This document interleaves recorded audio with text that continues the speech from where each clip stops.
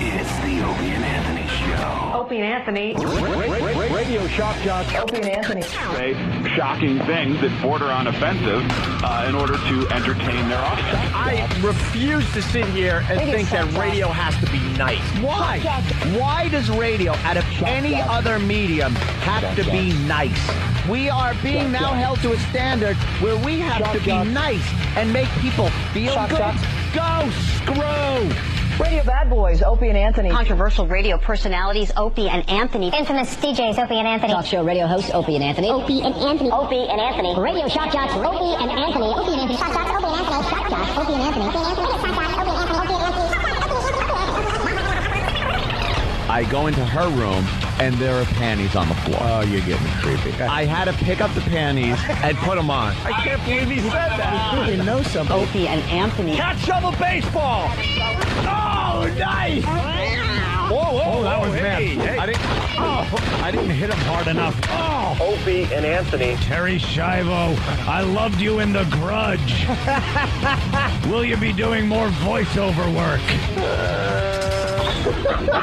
This is the worst show This is the worst show I've ever been on. But enough of this palaver. Let's get the show on the road.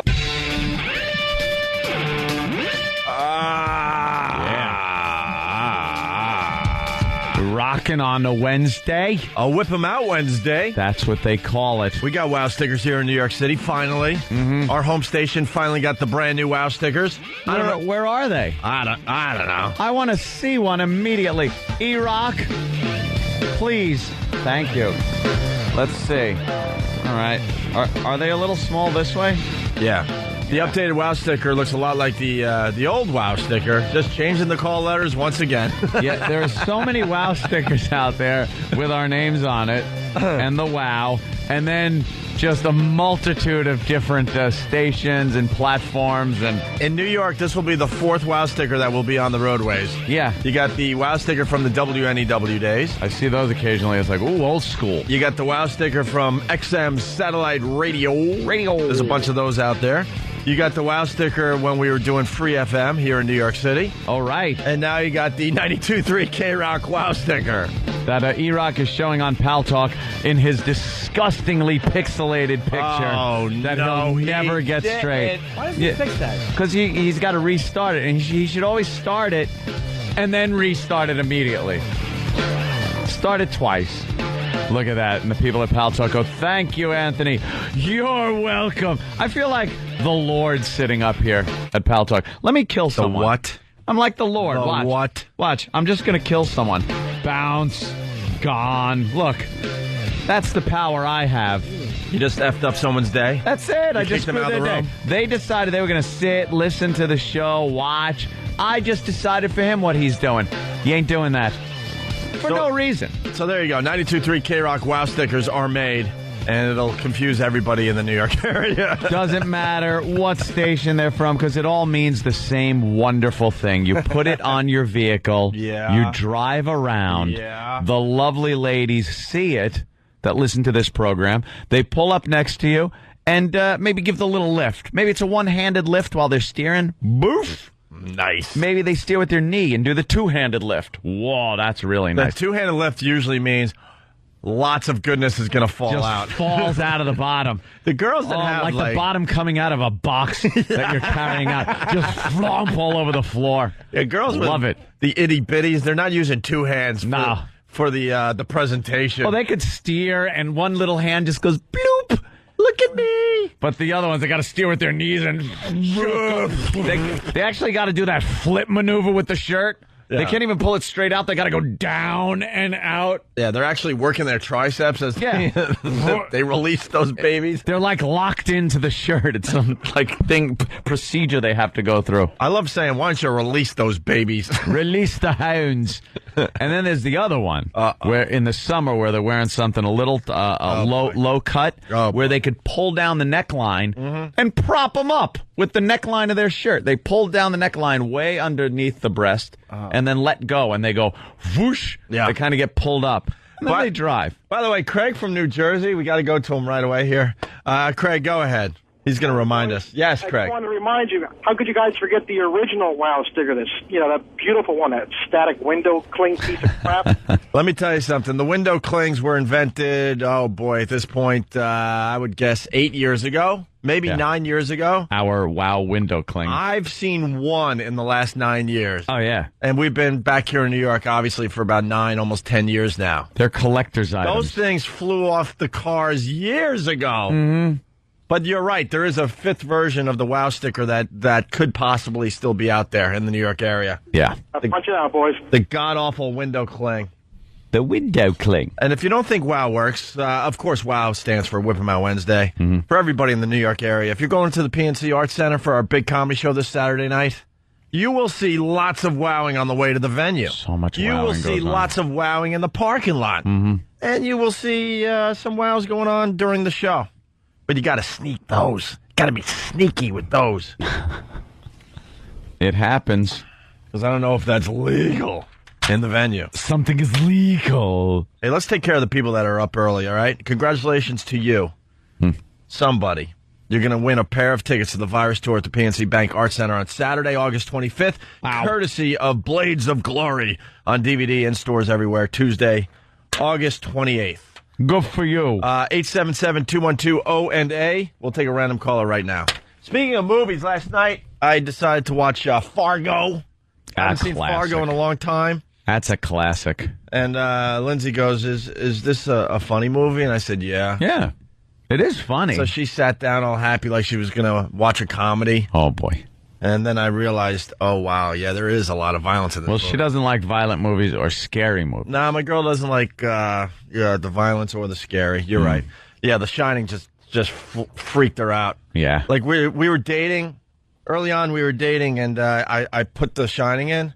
And she was still at that stage in our relationship where, she's just trying to be, just uber cool. I said uber. So what? Who cares? They hate when I say Uber. You're elite. Then say it more. Uber. Boy, say it as much as you want. Uber. I hate when I use crutches on the radio. Anyway, where, the relationship is you're just trying to be ultra cool. You don't want to give away your foibles and quirks. Right.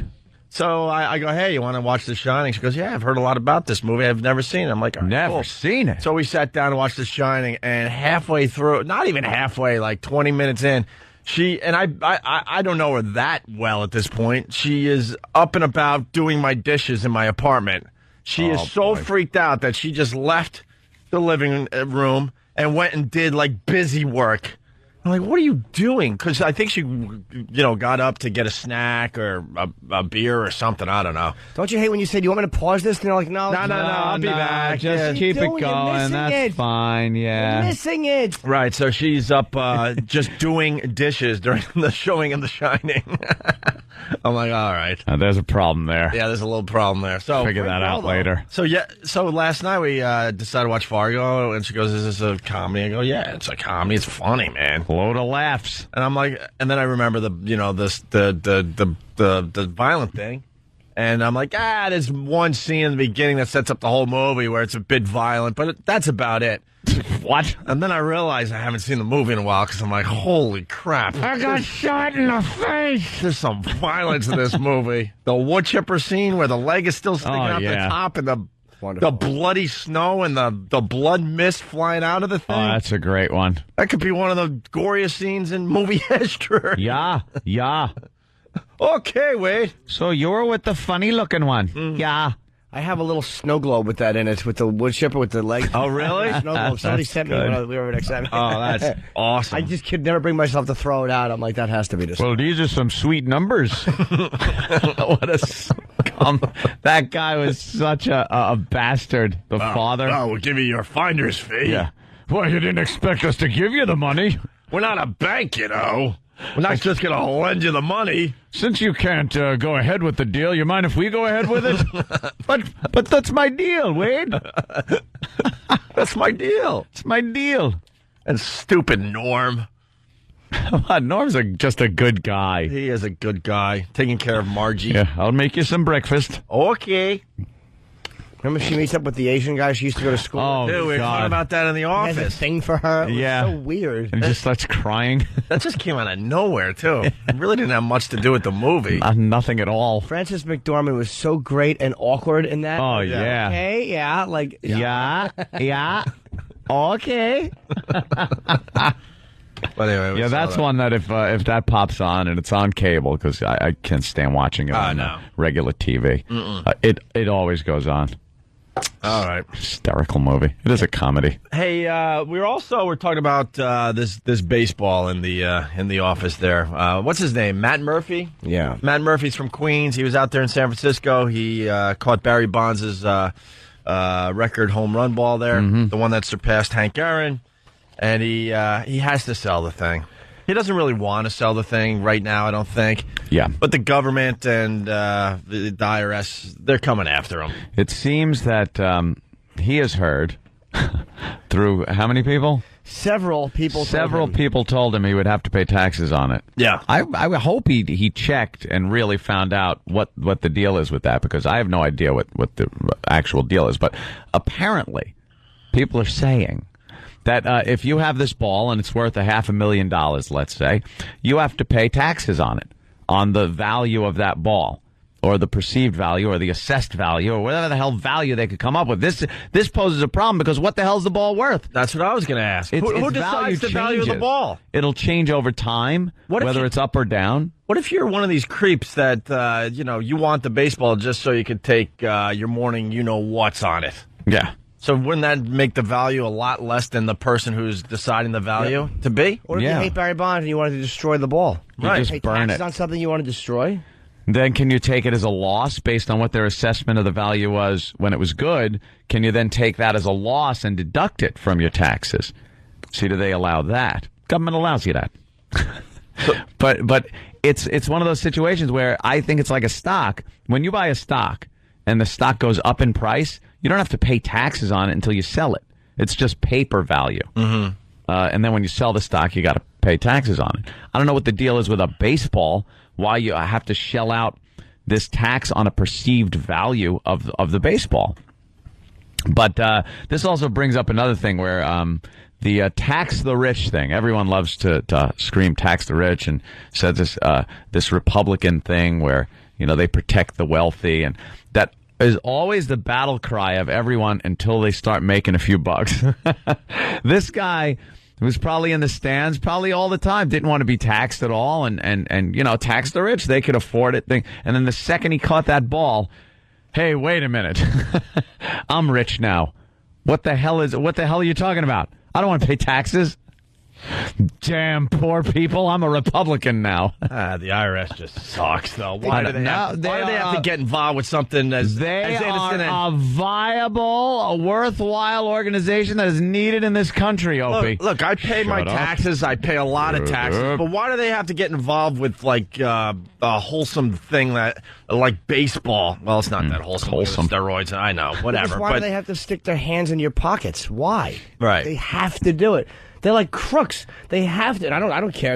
I pay taxes too. A lot of them. It stinks. Pay my taxes. I hate paying taxes. I'm doing receipts now. I got to save a receipt from everything. Yeah, of course you do. I got to write down. This is a business dinner. I went to lunch with Club Soda Kenny and we discussed the virus tour. It's business. Yeah. It really has gotten out of hand, and just the way it's written, it's become so incomprehensible to your standard human being in this country that you need to go to people to have them do the taxes, and there's no way to change the tax law. Like, people are always saying, let's change the tax law, let's have a flat rate, or someone comes up with this revolutionary huge idea that'll completely change the tax structure of the country, and it never works because it's so ingrained. It's like a tumor that is wound around the spinal cord. You know those tumors that they say, we just can't cut it out. Yeah. It's just in there too deep. That's what our tax system's like right now. There's no just eliminating it. You see the paperwork? Do you see the copies that we get back every year when the taxes are done of what the accountant went through? It's amazing. And that's one guy. It might as well have been written in Japanese. And it's a book. When we pay our taxes every year at this point, these forms folders upon folders that are the size of books that come in, and you could flip through it all you want. You're not understanding one word in there. No. But that's how it is. It's purposefully done so you can't understand it. This is the same reason the law is written a certain way, so they have a purpose. What was it? Right. Steve Forbes wanted to do 17% across the board. You make $100, you pay 17. You make $10 million, you pay 1.7 million. Well, that's fair. You know who screamed about that? Who? The people on the bottom end. I don't want to pay 17%. I make $20,000 a year. Why can't it just be straight across the board? That's the fair. better you do, you're paying more. $3,400. Yeah, exactly. It's 20% of us. That's 17% of 20,000. Yeah. I'm Rain Man. There you go. Numbers. It's probably cheaper. Yeah. Than you're paying now. Mm-hmm. I never understood this. You pay your tax on your income, and then the money you have left is after taxes, and then everything you buy is taxed. Everything. It's like, wait a minute, but you taxed this money already. You taxed it. Why am I paying tax? Time to dust off the old muskets. It's just ridiculous. The old muskets. A well-armed militia. Yeah, time to get our muskets together. What's the argument people use about paying income tax, where they say that you don't have to pay income tax because it's not written anywhere that you have to pay income tax? But you do. That's a big load of crap. Yeah, there's these people that go around that say that they quote some kind of constitutional amendment and say that this right here proves that we don't have to pay taxes, but it's all crap. You got to pay, or you're going to jail. That's how it works. Income tax, I have a problem with. Income tax is horrible. It's just it's fleecing you. Right. It's just I don't like having a partner in my work. I don't see a government agent sitting here putting out the ha-has every morning. It's just a pain in the ass. All right. Well, I'm sorry we started the show by talking about taxes. I really am. Taxes. I think we made everyone depressed. We got lots to do today. Don't worry about it. So this poor kid, he's got to sell the. It's not even poor kid. He's going to make some good money off it, but it's just dumb that he's got. It should be his money, though, man. It should be his money. If he sells it for $500,000, they're saying this ball is going to get obviously it's one of the most valuable balls ever sold at auction. He should be able to keep every single cent of this because it was done in his leisure. I don't know. In his leisure. His leisure. So he's selling the ball. That's one of the headlines today. Once he sells it, he's going to have to pay taxes on that. Hey, and then whoever buys it, are they going to have to pay taxes on the... Oh, of course. How can they tax things so many times over? Keep taking it. They never... Aren't they embarrassed? Wouldn't somebody be the government go, all right, look, we can't keep asking. Go ahead, just see if they I'm sorry. We really look silly now. And we left the motherland because of a lot of this stuff, obviously. I would love to see a comparison of what we left and where we are today. Well, it's the old analogy of they did this very slowly over time with taxing us.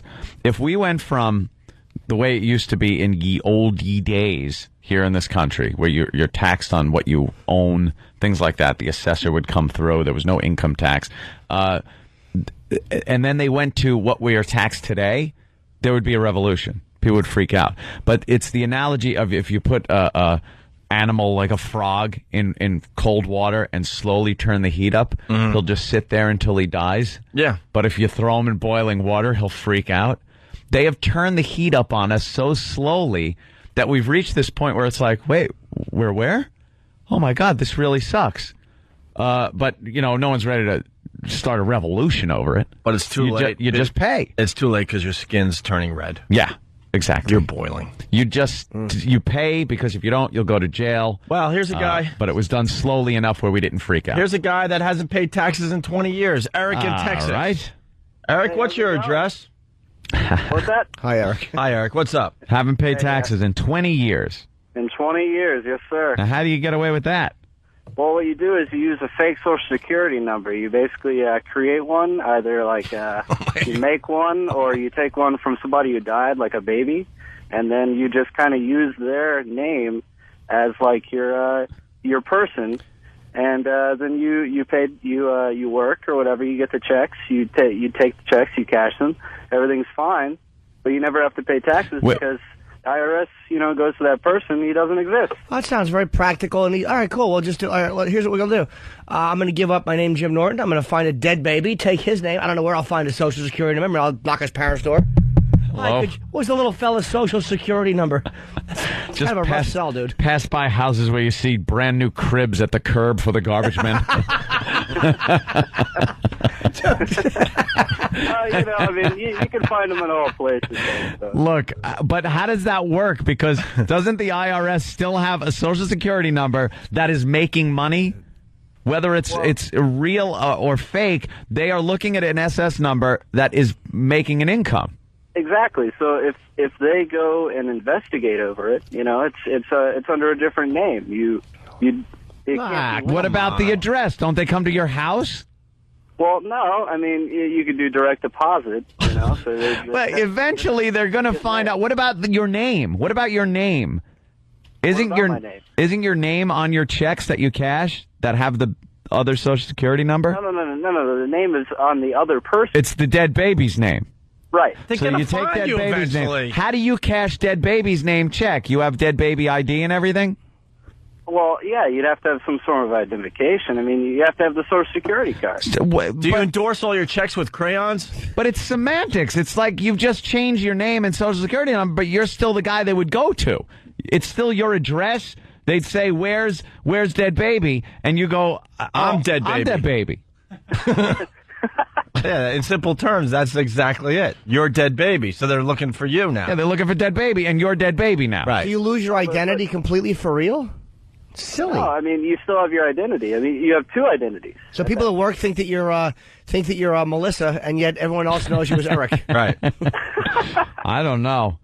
I don't know if Dead Baby works. I don't think Dead Baby works. I think eventually they find you. Of course, they find Dead Baby and go, "Hey, you're going to jail for a while, man." Even if they don't. Well, I mean, even if they do, I mean, they have a different person in court. They would be questioning a different person. But it's you. Yeah, you're Dead Baby. So you'd be in jail going, haha, but I'm not really in jail. Dead Baby's in jail. Right. But you're the one taking it in the shower. Right. All right, From Eric. yourself. All right, Eric. Thank you. That's just. He's insane. I don't. We get the insane callers early on. Crazy. I think we overpay in taxes, but I'd rather pay taxes than steal an infant's Social Security card I know. and be him. A dead infant. It's just morbid. You're despicable. How many other? How many Yates are out there working right now under the guise that they're not paying taxes? All right, no more tax talk today, please. Tax talk.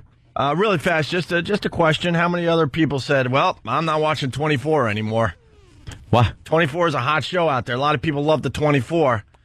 Jean Garofalo's joining the cast of 24. Janine Garofalo? Yuck. What does our resident 24 fan... Travis, here he goes. Fanboy. He was bummed, so I'm thinking there's a lot of other people out there going, "Why are you wrecking my show?" He wears... Jean Garofalo joined the cast. Let me give you a little background on Travis. He wears a Bauer Power T-shirt. Rules. He is a Jack Bauer fan. He loves Kiefer Sutherland. Who doesn't? Come on. He'd love you, too. Oh, I hope. He enjoys looking at his bare feet in photos. Kiefer's bare feet. You see my picture with Kiefer? I have. Little fella he is. I got mine, too. Yeah, he's short. I wanted to hug him and just give him a noogie and go, you're not your father. Yeah, he's short. He's only like 5'11". Hey. It's not short. That was just a quick joke. Well, fans laughing because to him it is. Oh. So what do you got on this Jean Garofalo? What do you think? Janine Garofalo joining the cast? Personally, I don't like her, and I don't think it's a good fit. They're usually really good with their casting, so maybe they know something. Why are they doing this? I have no idea. Is it a gimmick to keep the show going? Are people losing interest? Last season wasn't as good as... Oh, boy. They jumped the shark? I don't know if it jumped the shark as much as they just didn't finish a lot. Is she going to play a feisty female agent? Who knows? Who is the foil of Jack Bauer? They're completely redoing it this year. Oh, boy. They're bringing in Oliver. Yeah, we'll see. It's over, Johnny. It's the Oliver into the Brady Bunch syndrome. Boy. They're bringing in Oliver. Well, you'll always have the box set. Yeah, there you go. All right. So, Janine Garofalo, you just... You're hating that move, I'm right? not excited, yeah. Well, I'm sure she'll bring some of her political humor into it. Oh, it's so funny. I love how she just riffs on stage and looks through her notebook. She has a notebook on a stool. Just trying out material, you guys. She should have her notebook on a stool sample. Know what that loose leaf book is all about? Yeah, I learned this from Jimmy. Not as far as Janine Garofalo, but comedians in general. They do things on a stage because they don't want to commit. They you know what I mean? Yeah, it's a lack of confidence probably in the material. So it's like, if I bomb with this material, even though it's material I feel good about, that I've been practicing and honing for a long time. It's in a notebook. It's like I'm doing it for the first time. I'm just trying out material. I could turn the page and go, all right, that won't work. And the crowd laughs. Right. But she wants all that material to work. It is her best stuff. But to her, she's presenting in a way like, I'm just going to try some stuff out here. Oh, I hate that. I bet she's hairy. I just bet she's hairy. Like everywhere. Her arms, I bet she's got like the thick, hairy arms. And then, I bet, wow. Speculation, but maybe Jack Bauer will get to the bottom of that one. Oh, I hope not. All right, we got to take a break. We're getting started. The phones are lit. We get to see Janine Garofalo get killed. Is that true? I don't know. Who knows? A spoiler already? Who knows? It's Opie and Anthony on this fine Whip 'em Out Wednesday. Not a fan of this tune. To all the O&A pesticides, it's Opie and Anthony. You don't like this song? Why? You know why? I'll tell you why. It's not a bad song, but this is an on-purpose riff. Like, you could see him going, look, I came up with a riff. And it's like too much like they were looking for a riff. Yeah, but at least, look, I got a riff. At least they're going back to trying to find riffs in there's songs. a lot of guitar in this song, I know. But this seems a little too calculated. Went through a period where they were just strumming along, really. I don't like this calculated riff. riff. A lot of fuzzy noise. Now we're getting back to, you can play a little air guitar with calculated riff. Phone number 877-212-ONA. A couple quick things to get to. Tim, one of our production guys, came up with this thing here, and we don't know what it means. People say, another James Brown baby. Opie and Anthony. He handed this to us during the commercials. I don't know what it means. What does that mean? What the hell was that? Did James Brown have another illegitimate child or something? But he's and that's dead. In the news? That's pretty much it, yeah. What? His DNA confirmed that he has another child. Oh. That's it. Having your weekly eating session? Skinny? Have to do it during the show? So, is this a new case or the other case? What is this? That's a new case. It's licking his fingers. What were you eating? It's a tasty cinnamon. Oh, okay. Roll. Yeah, that's good stuff. But sticky. Yuck. All right, and really fast, Craig, our intern, is stuck in an elevator somewhere. Craig. Yeah, what's up? Are you really in an elevator? Yeah, I really am. I'm in the XM elevator on the fourth floor, and it just decided to become out of service when I got in. So now you're in it. Now I'm in the elevator, I'm sitting on the floor, and I'm playing with a rubber band that I broke 5 minutes ago. He's already losing it. What, Does anyone know you're in the elevator? Yeah, for a good 10 minutes, the guy at the front desk was cleaning outside. Oh, stop. I wouldn't get in touch with him. What's he going to do, throw feces at it? That guy's useless. What now? Like, are you in between floors? I really don't know. Just the light says 4, and I've been pressing lobby and the 5th floor. He's a guy that would just die in there. Wait. No initiative to do anything. Do they know you're in the elevator? Yeah, they know I'm in the elevator, but I have to wait for the elevator company to come and get me. Oh, dude, please do us a favor. Take all your clothes off. Just take all your clothes off. And when that door opens, there's going to be a lot of people outside that elevator go, oh, man, I had to take my clothes off. I've been in here for hours. I was dying. I was dying from the heat. I already started with my sweatshirt, which I folded about 5 times already. Now, I was just talking about elevators last night. Don't they have a trap door, or what do you do? Too many movies.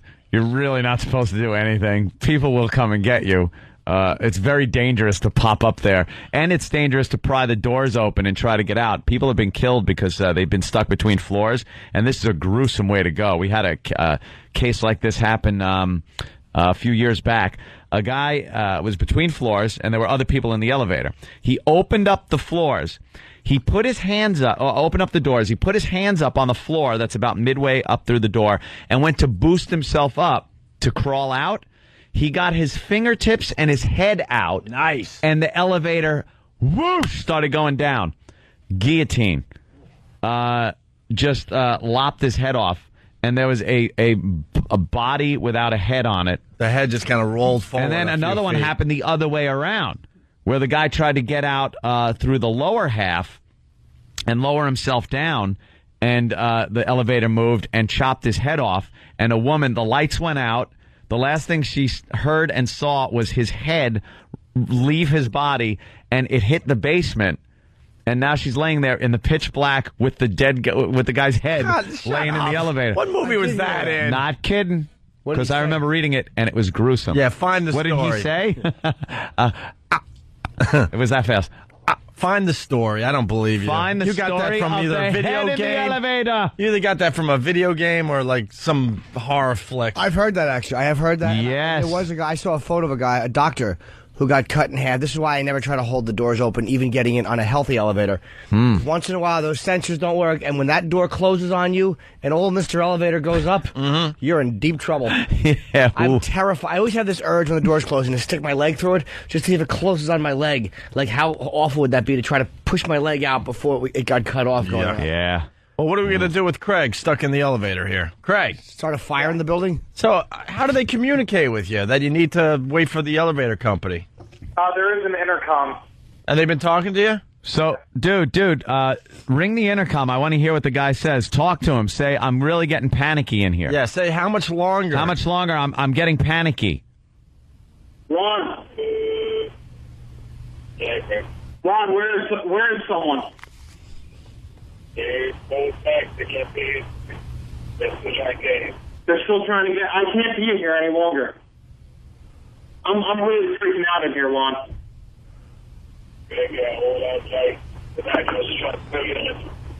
Tell him you're running out of air. Tell him you're running out of air.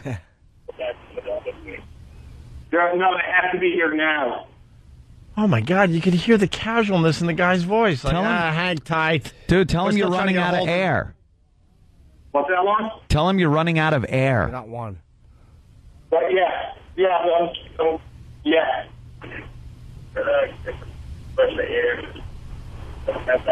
I feel like the elevator's closing. I can't be in here, Lon. Ring the alarm to the tune of YYZ by Rush. Do that.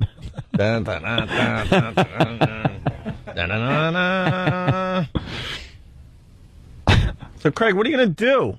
I don't know. I've been like pacing back and forth. Not very far. It doesn't sound like they really.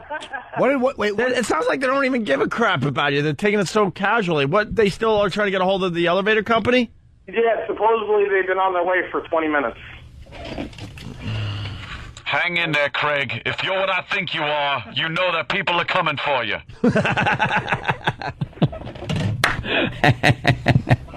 Oh, but that story about me trying to pry the door open and trying to get out, that actually kind of freaked me out a little. Craig, yeah. Do you have to take a dump? Yeah, I would take a dump in the corner and say, hey, I had to. Craig. Yeah, I would leave a little something. Do you have to take a dump? Not really. I'll try to. All right, well. Hey, you know what you do the second the elevator repairman gets there? You shoot the repairman. Right. You refuse to get off the elevator. That removes the rest of the planet from the equation. So you're just sitting there playing with a rubber band? Yeah, I lost it now. I don't know. Well, I couldn't have lost it. There it is. How did you lose it? That elevator is really small. He's like in prison, and he found like a little mouse to play with. Something to play with. Dude, what would you do if the fire alarms went off and you started smelling smoke? Oh, I don't know. I would freak out. I would start breaking everything in here. That's good. That's a great, sensible plan that you have. Do you see a hatch up top? What's that? Do you see some kind of a hatch up top? Yeah, I already checked out the top. There are 2 tiles that look like they are removable, but I just pushed them, and I can't push them any further. You have no survival skills whatsoever. No, none. All right, you have to get out of there this second. What do you do? Go. I would climb on the beam and just start punching the top. I'm just pushing it very lightly, but... Well, you have every right to push those tiles to see what's going on up there. Oh, yeah, I know I do. Actually, hold on.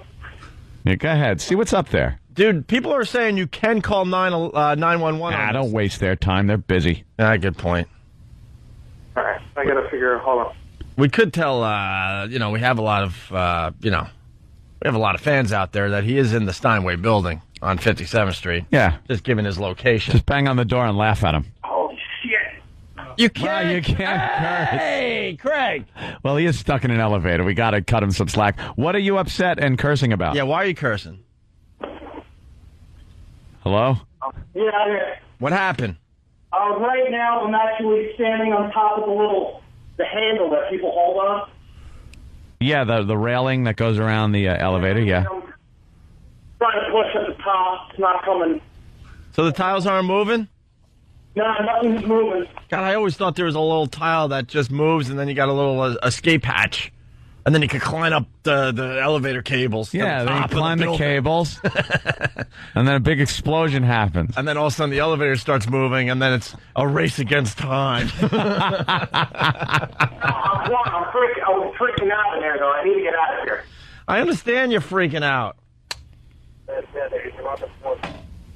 What was that? What was that? That's one. You see, there's a camera in here. You can see me climbing up on the top. And what is he saying about that? What's that one? What? And what? He has a problem with you climbing around the elevator? Yeah. Please start... He's telling you to not climb? Oh, man. Please start screaming. Oh, no, get out of there. Get out. Get out of here right now. All right, well, I guess we'll check in with you in a little while. Okay. Oh, my God. Max from Dallas is making a good point. I know where he's going with that one. All right, let's go to Max in Dallas. Max, what's up? How's it going, boys? Good. I'm wondering if that elevator repair guy was like Anthony was right before he quit doing AC work. Because that guy's going to be sitting there for a long, goddamn time. He'll be there till noon. You don't think an elevator guy wants to get up early to get our intern out of an out of an elevator? He doesn't care about the intern in the elevator. Yeah, he's out driving the company van around. That's it. Listening to this show. I wouldn't want to get out of the truck. Yeah, punch it out, boys. Wow. All right. Some good elevator stories that just came in, man. Yeah, E-Rock, what's this? I have a video clip of a guy getting killed by the elevator, losing his arm as the car shut. Stop. No way. This is on LiveLeak, liveleak.com. That's the old Ogrish. No way. Is there audio to this? Oh, my God. That can't be real. Oh, my God. They just pulled an arm out? Holy jeez, look at that arm. It's still got the finger pointed out for the old button push. Pushing the button. Oh, wow. Oh, my God. Oh, God, the guy is smashed. Just imagine what we're looking at. Happening in some... Holy Jesus. Oh, my God. It looks like... the funny part is the guy's little teeth hanging out. Yeah. Dude, it's not funny. I can't look at crap like that. The guy's head is great. Wow. The guy's head, he's laying on his back. He's like the kind of look you'd have if an elevator smashed your skull. Like, wow. It's very surprised. And his head is split in the middle, and a piece of his brain is hanging out. Oh, my God. You can see his head has just been caved in. What makes this sort of okay, you could tell that this happened somewhere far, far away. Oh, God, he is smashed. Yeah, they showed a video of like an arm sticking out of the elevator, and you're thinking there's somebody attached to the arm, and then he pulls the arm. Yep. And it was just an arm. Dude, what's the story behind that? Did they give a story? Because it looks like he fell and then got crushed. Hey, Craig, we're looking at horrific elevator accidents right now. Oh, that's terrific. Yeah, hold on a minute. Oh, well, this didn't work. Smushed like like a... bashed apart like an eggplant. Oh. It's a Stuck in the Elevator report. Opie and Anthony. He's an idiot. I love how he uses the hacky production voice. Yeah. You know, one of our guys is stuck in an elevator. Stuck in the elevator report. Hey, Craig, thanks for shutting down our show today. We're just sitting here wondering what the hell's going to happen to you. I don't know what's going to happen to me, to tell you the truth. All right, hold on. We got Buddy in New York. He's an elevator constructor or something like that. What do you got, Buddy? Hey, what's up, fellas? What's going on, man? Hey. Tell this idiot to stay in there. He's going to jump out. He's going to cut his hands off on his head. Yeah, he's staying put. He's going crazy, though. He's just kind of playing with the rubber band right now. No, listen, check it out. Listen, if he's not going to be able to get out of there because it's bolted up top. Right. Just tell him to stay put. And when the guys come, who should be union, that's my union, local one, just tell them to stay put, and then they'll come get him. All right. Yeah, huh? All right? Thank you, buddy. All right, punch it out. Thanks for what you do. Hey, Craig. Yeah. How long you been in there? I've been in here since 6 o'clock, so I don't know what time. Almost an hour? Dude, you're going to run out of air. It's all right. You'll feel euphoric at first. Yeah, you'll just... and happy and giddy, and then you'll just go to sleep and not wake up. It's kind of like water boiling, like Anthony was mentioning a little while ago. It's just going to slowly happen. You're not even really going to notice that you're running out of air. Don't worry about it. You'll get all kind of woozy and crazy, and everything will seem funny, and then you'll just go to sleep. Yeah, the last thing you'll remember is that you were sleepy. Is that what happens when you run out of air? Oh, yeah. I thought you just were That's like... how I feel right now. No, carbon dioxide is different than like carbon monoxide. Hey, let's go to Philly. You don't get a headache. No, I think you're just like gasping for breath. No, you would. I don't think you'd gasp for breath. You just kind of get all woozy and just doze off slowly. Let's go to Ricky in Philly, off. listening on WYSP. Ricky. Oh, hey, what's going on, boys? Hey. Hey, if you patch him through to 911, have the fire department come and get him out. Nah. For an hour, he's hyperventilating. They'll come right away. I would not waste 911's time on something an elevator guy can fix in a little while. If he was in danger, that's one thing. You don't waste 911's resources on stuff like this. Yeah, what we'll say today is he's in the Steinway building here in New York City. A building that's being sold. It's in the paper today. I think they're selling that building. Yeah, and if you're buying it, look at elevator repairs. Those elevators are ancient in there. I got to tell you, that stupid Poe. I was in that building last week checking out the construction of our new studio when we finally... What? What happened, Craig? He's yelling. I think they're trying to communicate maybe in between floors. Oh, okay. What are they saying? They asked me what floor I'm on. First they said, Craig, are you alive? And I said, yes. Craig, are you alive? Yes is a good answer. Good answer. But I was in that building. I was in that building. Sorry. I was in that building last week, and Poe's like, yeah, this elevator's been acting up. And I'm like, yeah, whatever, it's Poe. What does he know? Jesus. But for once, he knows something. Acting up. He said it was acting up. Yeah. And I'm like, yeah, whatever. He goes, hopefully we'll make it to the fifth floor. I'm like, of course we're going to make it to the fifth floor. And these elevators don't really break down. Not in this day and age. For a minute or two. And sure enough, it's broken down less than a week later, and our intern is stuck in the elevator. How's it going? Are they yelling for you still? I'm sorry, what was that? Are they yelling for you still? He's running out of air. He's running out of air. It's obvious. Craig. Yeah. Are they yelling for you still? Yes. What are they saying? I can't really hear them. You can't? Wait. Now all I hear is elevators going up and down. Like people just... Oh, they're using the elevator. They're going to work. They're using the elevator right next to you. People are passing you right by, right next to you. It's kind of like life, isn't it? Hey, why don't you give out a little, distress signal here? Why don't you give a big help and... Yeah, say, help, I'm stuck in the elevator. Hello? Yeah, hello works pretty good, actually. Hello? Hello?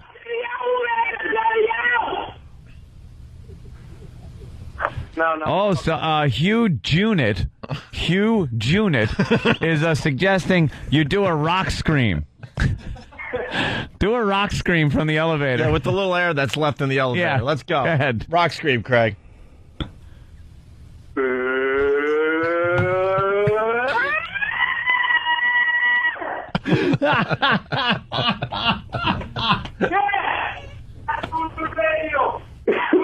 What did he say? I think that was Mars because I'm not doing good radio. Oh, that was Mars? Very loudly sing Chocolate Rain. Yeah.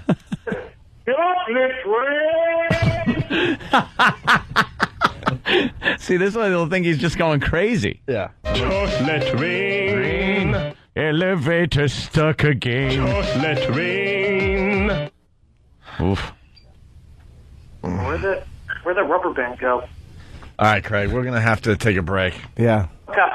Hopefully you'll be out of the elevator after the break. Yeah. I have a couple of enchanting stories when we come back. Some real gems of elevator mishaps. Oh, really? Oh, it should be a sitcom. Yeah, well, Craig. Wacky elevator mishaps. Whoops-a-daisy. Starring the severed half a skull. Hey, can we send one of our guys to the other building to report live on Craig's rescue? That'd be good. Yeah, get someone else on a cell With a phone. video camera. Maybe Danny. Danny would be good. Or E-Rock, whoever you want to send there. Yeah, get a video camera, too. Yeah, get a video camera, get a cell phone. I want to report, I want a live report of Craig's rescue today. It's Opie and Anthony. You're checking out the Opie and Anthony show.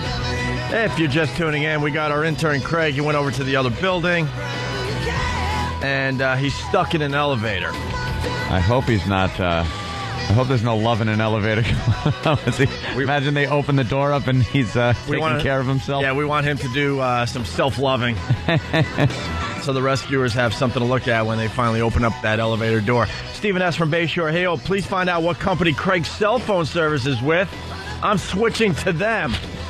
No kidding. How is he getting cell service in the middle of an elevator? In a stuck elevator. He must have an iPhone. Also, Pat from Menaki, he writes, have Craig start singing some Blood, Sweat, and Tears. What goes up must come down. That might help. And then Crisco from Grand Rapids. He could bang on the sides of the elevator and yell, I'm not an animal. Let's see what Craig is up to here. Hey, Craig. Yeah, what's up? Still stuck? Yeah, I'm still stuck. I talked to Juan during the break. The elevator guys are still on their way. On their way? Officially, you've been stuck in the elevator for an hour. You know that, right? I don't even know time right now. He doesn't know time. Right now, I'm laying on the floor staring at the ceiling. Well, what happened to the rubber band? Me as the ceiling. What's that? You got bored with the rubber band? Yeah, well, the rubber band broke, like, within the first 5 minutes I started. Oh, man, that's a shame. Well, I already counted all the tiles in the elevator. How many are there? There's 16 on top, 36 on the bottom, and 5 around the walls, not including. Don't you have anything else to play with? I have my iPod, but I want to like be able to talk to someone if they're trying to get to me. But yeah, I understand. I have the earbuds in. Well, Craig, you took off your sweatshirt already. I think it's time to take off your shirt. Ew. My shirt? Yeah.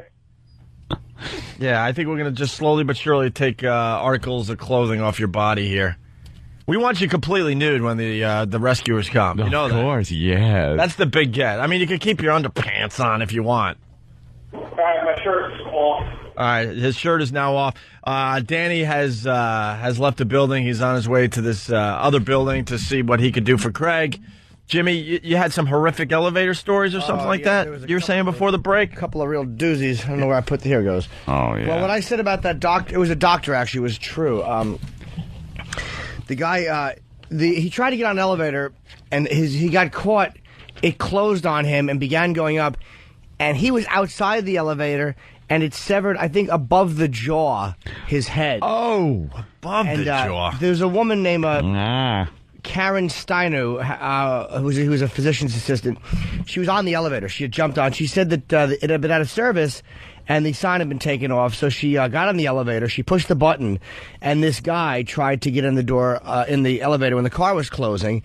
And as soon as she saw he was trapped by the doors because the doors closed on him, she hit the emergency stop button, but was unable to do so before the rising elevator had partially decapitated the doctor. Oh, my God. It kept going, and it finally stopped between the 4th and 5th floors, and she was trapped with his cranial remains. Oh, my God. We were able to get her on the phone. Yeah. Really? And right now I'd like to say hi to her. What's her name? I'm sorry. Oh, her name was Karen. Karen, you're on the air. What was that like? My God, that must have been horrendous. Oh, my God. Still. Yeah. That's better. Oh, it was... Oh, well, she still seems to be a bit upset about it.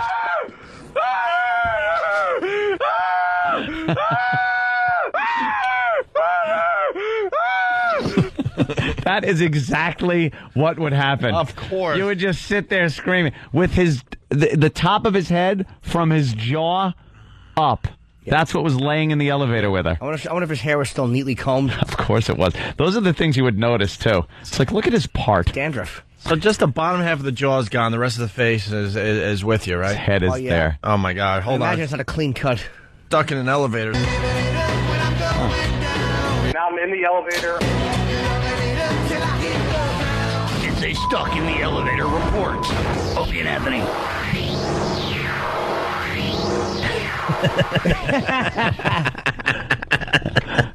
Wow. Hey, Craig. Yeah. What's going on now? Nothing. Time kind of stands still when you have somebody stuck in an elevator. Hold on a minute. We might have some help for you. Let's go to Pat in New York. Pat, what's up? Yeah. Hey, I'm an elevator mechanic. I work for BP Elevator. I'm down on 34th Street. You want me to get him out? I don't know. I don't know what the building's doing for this poor kid. Well, Get me out now. He's saying get me out now. He's panicking a little bit. what's the address of the building? Well, it's on 57th Street. It's the Steinway building. The Steinway building on 57. What is that, by 6, between 6 and 7? Yeah. Yes. Good call. All right, I'll head over there right now. I'm so glad we have so many listeners in New York. We've mentioned the building a bunch of times. Not one soul outside that building yet. Hold on. We got Danny in the lobby of the building that you're stuck in there, Craig. Danny, what's up? Hey, guys. How you doing? Hey. What do you know, Danny? Well, I can't tell you how exciting it is to be here. Waiting for the elevator company to arrive. Hold on. Danny is on scene waiting for the elevator company to arrive. You hear it here first. Danny. Yeah. How are things going? We're here with Danny now in this terrible elevator tragedy. Craig the intern stuck in the elevator. Danny is now on scene. This Fox News alert. Danny, you're on scene in the lobby. What's going on? What can you tell us? Well, Craig has now taken his shirt off. Craig has taken his shirt off. Wait, can I ask Danny how he knows that? Okay, wait a minute. Danny, we're going to switch to Opie now. Opie has a question for you. Well, I got to play My Sweeper first, though. Oh. Stuck in an elevator. Now I'm in the elevator. It's a stuck in the elevator report. Opie and Anthony. We have Danny on the scene there. Danny, how do you know that Craig has his shirt off? Well, I got an exclusive peek at the security monitor, and I noticed in the footage that Craig was removing his clothing. Could you videotape some of that security monitor footage? We certainly did. Yes. Yes. This just in, we have video coming in soon to our newsrooms of the actual security camera that features Craig the intern stuck in the elevator with his shirt off. Amazing story developing. You heard it here first on the Opie and Anthony show. It's a stuck in the elevator report. Opie and Anthony. Danny, anything new you could tell us? I'm sorry, say again? Anything new you can tell us? Any thing that has developed since we last spoke? Yeah, I'm probably missing my breakfast. Oh, boy. We're hearing people starving, going hungry because of this horrible elevator tragedy in Midtown Manhattan. It's a stuck in the elevator report.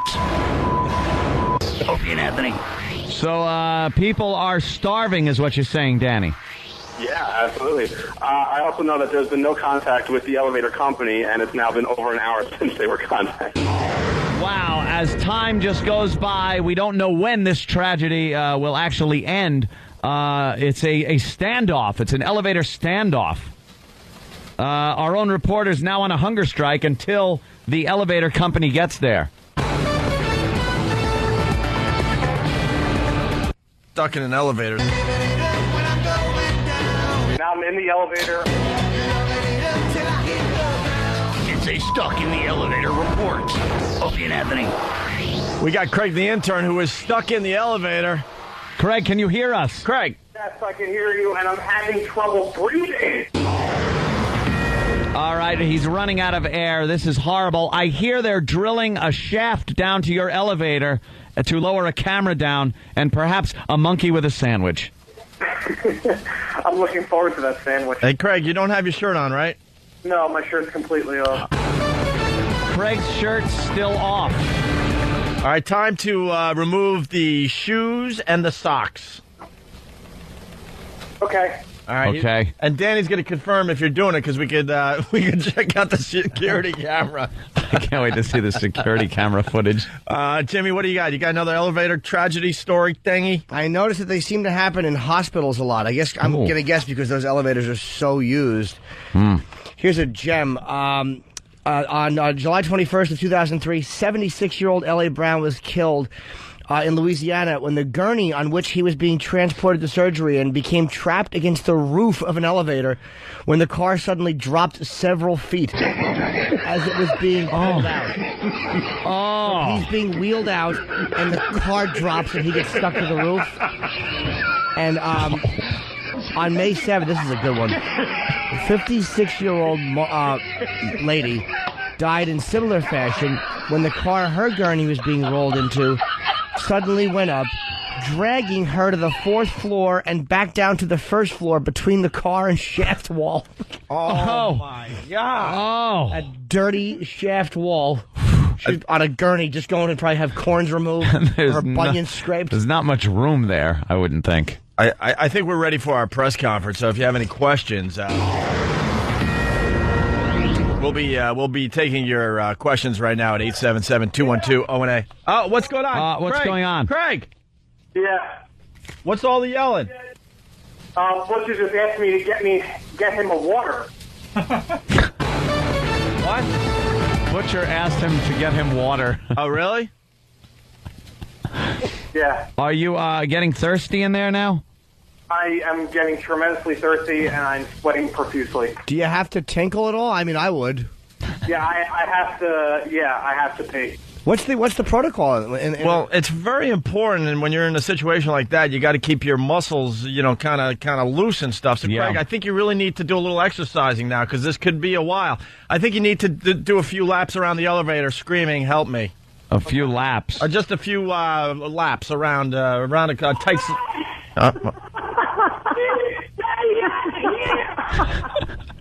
Well, Danny's laughing because I think he's got the security camera in front of you there. Well, unfortunately, you guys remember Building Douche? Yeah. Well, yeah, he kicked me out of the lobby, so I had to go up to the 5th floor. So I'm just listening to Craig scream. I could hear him in the elevator shaft. Ass. Which one kicked? Why did he kick you out of the lobby? Why did he kick you out? Yeah. Well, I'm not allowed to be on a cell phone in the lobby. There is a douche working the desk who doesn't know good in the radio. Steinway building. How about this? Don't be on the cell phone. I would say getting that camera footage is more important. Yeah. We did get it though. We did get it before he told us to. Boy, he's worried about a cell phone in the lobby of his building, but someone is stuck in the elevator of the building that he's a manager for. Exactly. And he's been stuck for an hour and 15 minutes at this point. That's what he's worried about. And Danny, you're on the 5th floor, right? Yeah, I'm in the hallway right outside. And you're, well, you got to estimate for us. Where do you think Craig is trapped? What floor?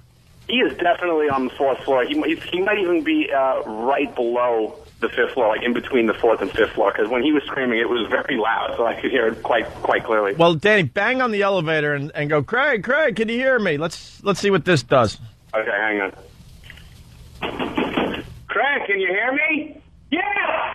Yeah, I'm definitely in between the 2 floors. He's in between the 4th and the 5th? Yeah.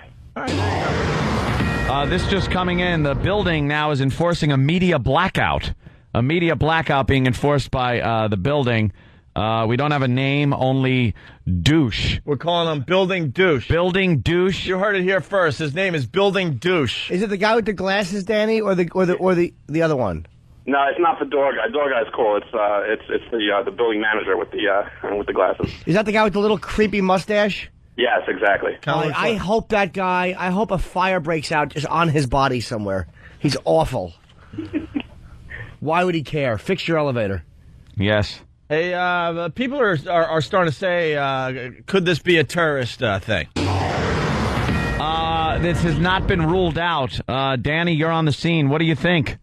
Well, it is definitely possible. I mean, if someone was trying to sabotage the show by not allowing the rejoiner disc to head over to CBS, it's quite possible.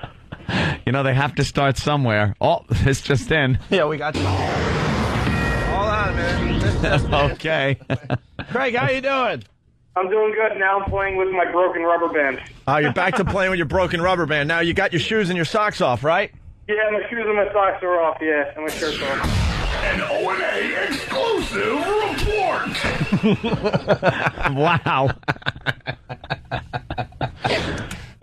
You heard it here first. Ladies and gentlemen, we'd like to go to a caller, Jake.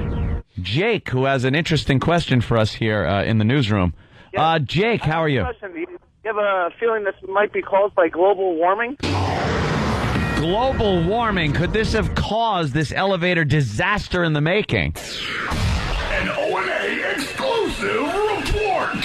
Craig the intern's life hanging literally by a thread. That elevator cable. Danny on scene.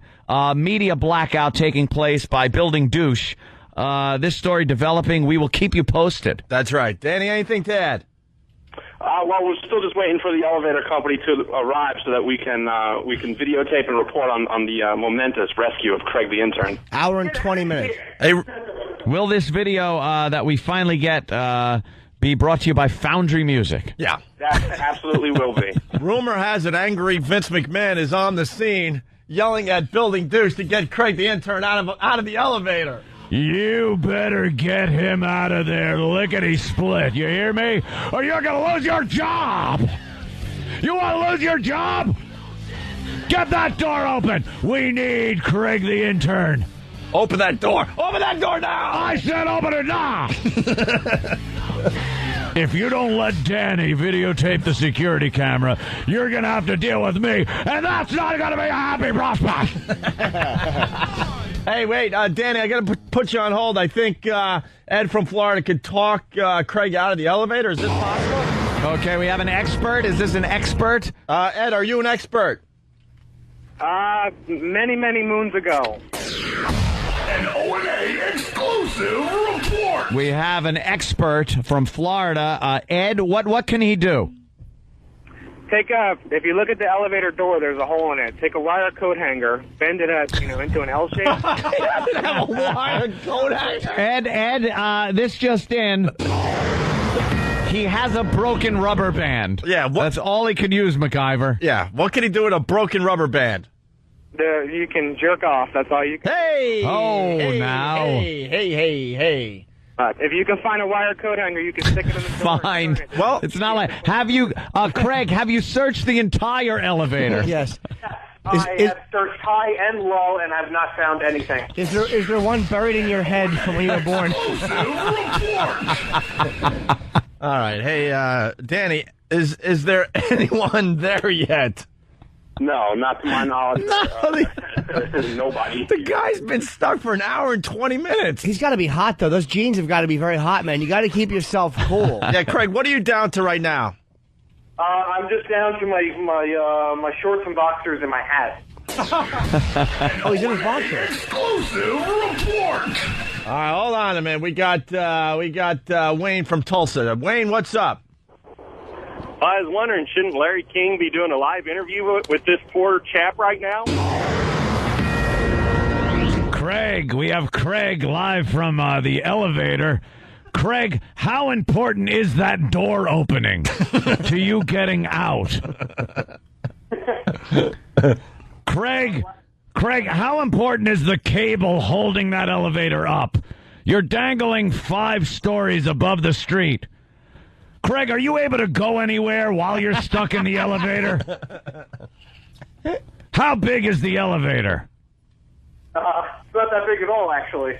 Well, give me a measurement in feet. I don't know metric. If you said meters, it would be by me. About 4 by 5, maybe. 4 by 5. Is it 5 front and back or 4 front and back? And 5 the other way? How tall is it? It's 5 front and back and 4 on the sides. Why not ask the colored elevator operator to take you up a floor to lingerie or sporting goods? Larry, that's the old days. They don't have those people anymore. Oh. Yeah. Craig, what are you doing right now? I'm actually making sweat marks on the elevator door. Is this helping to get you out? No. Do you have a skateboard? Do you like the Motley Crue? All right, let's say hi to Chris in Connecticut. Chris, what's up? We're in the middle of our press conference. We got Craig the intern stuck in an elevator for the last hour and a half. What's up there, Chris? O&A, I've done a lot of stuck elevator research, and I believe violent video games. Wow. Cause of this stuck elevator, guys. Just wanted to check in. Thanks. I'm out. An O&A exclusive. Chris from Connecticut bringing up a great point. A lot of video games do utilize elevators, elevator shafts. I believe violent video games could be the cause of Craig being stuck and potentially killed in this elevator tragedy we're living through right now. We're going to go back to angry Vince McMahon. He's got some survival stuff for Craig, the intern. Yeah, Craig. Yeah. Take your pants off and take them off now. You heard me. Take them off. Take those pants off. Craig, you got to take your pants off. You got to get down to your underpants. My pants are off. Your pants are off? Yeah, you take those pants off. So now you've lost your, you started with what, a hoodie? I started with a sweatshirt, but I took that off straight from the beginning. Okay, the sweatshirt's off, the T-shirt's off, the shoes and socks are off, and now the pants are off? Yeah. You were sitting in the middle of the elevator in your underpants playing with a broken rubber band, right? Yeah, I still have my hat on, though. Good. Leave the hat on. It'll protect you. Can Danny get footage of this? And Danny, if you have to get off the cell phone for a minute, is it possible to get footage of that? Crisis on floor 4.5. Yeah. Just have to come up with a name for it. Yeah, but that's a porthole to, something else. Oh, yeah? Oh, yeah. You never Short floor? Yeah, you never want to go to the 4.5 floor. Will he get out? I hear an impromptu memorial is being set up outside. Flowers already. Yeah. Crosses, cups of coffee, things that interns do. Nothing. A wrong food order that's painted white to commemorate. Danny. Yeah. Anybody at the building yet? Well, I think Renee's going to come here soon to take over filming duties. All right, so Craig, basically what Danny is saying, Danny's bored, S-less, and he wants to come back here, and we're sending someone else to do the live reports and the filming. Okay, that's fine. But just the film, and I'll still be here. Danny, on your way out, could you maybe get the footage of the security camera? Because Craig is now just in his underpants. Yeah, well, as long as Building Douche isn't... Get Building Douche also. Yeah, tape Building Douche as well. That ass. Yeah, what's wrong? I will do. All right, we got to take a break. Wow, we do? Okay, but we're sticking with this story. We're definitely sticking with this story. Crisis at the Steinway building. Before we take a break, though, Jay in Detroit, this is a very, very important question. Yes, Jay? Hey, I was really worried. I was wondering if you thought that this could happen in my city and another... exclusive. Wow. Well, let's go to our expert. Can this happen in another city, Anthony? Indeed. This can happen in another city. Another question there, Jay? I sure do. Is there anything that the government can do, and is this the Democrats' fault? Wow, well, the Democrats are blaming the Republicans and vice versa. The Republicans blaming the Democrats on this. Not enough money has gone to the elevators in the major cities. And a life literally hangs in the balance as we speak.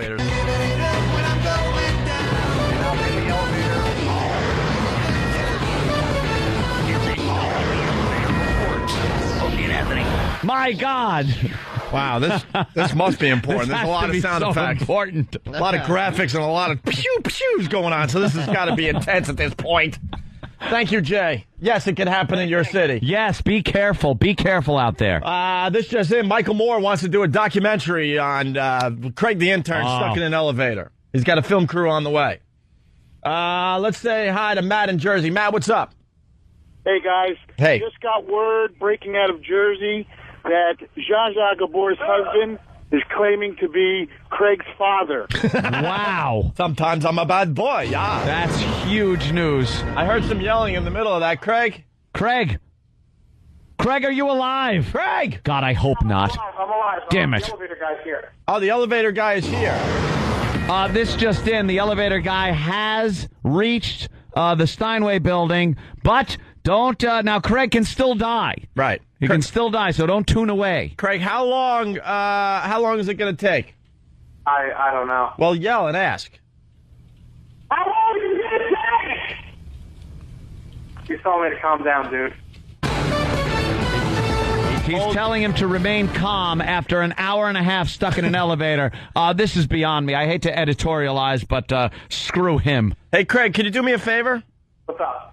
Just yell, could you take your time? Opie and Anthony have to take a break. Can you take your time? Opie and Anthony have to take a break. You didn't say anything. All right. We'll see. Hopefully, we'll hear the conclusion of Craig stuck in an elevator. We hope so. Well, we hope so after the break. Craig, commercial is much more important than you, so we'll get back to you in a little bit.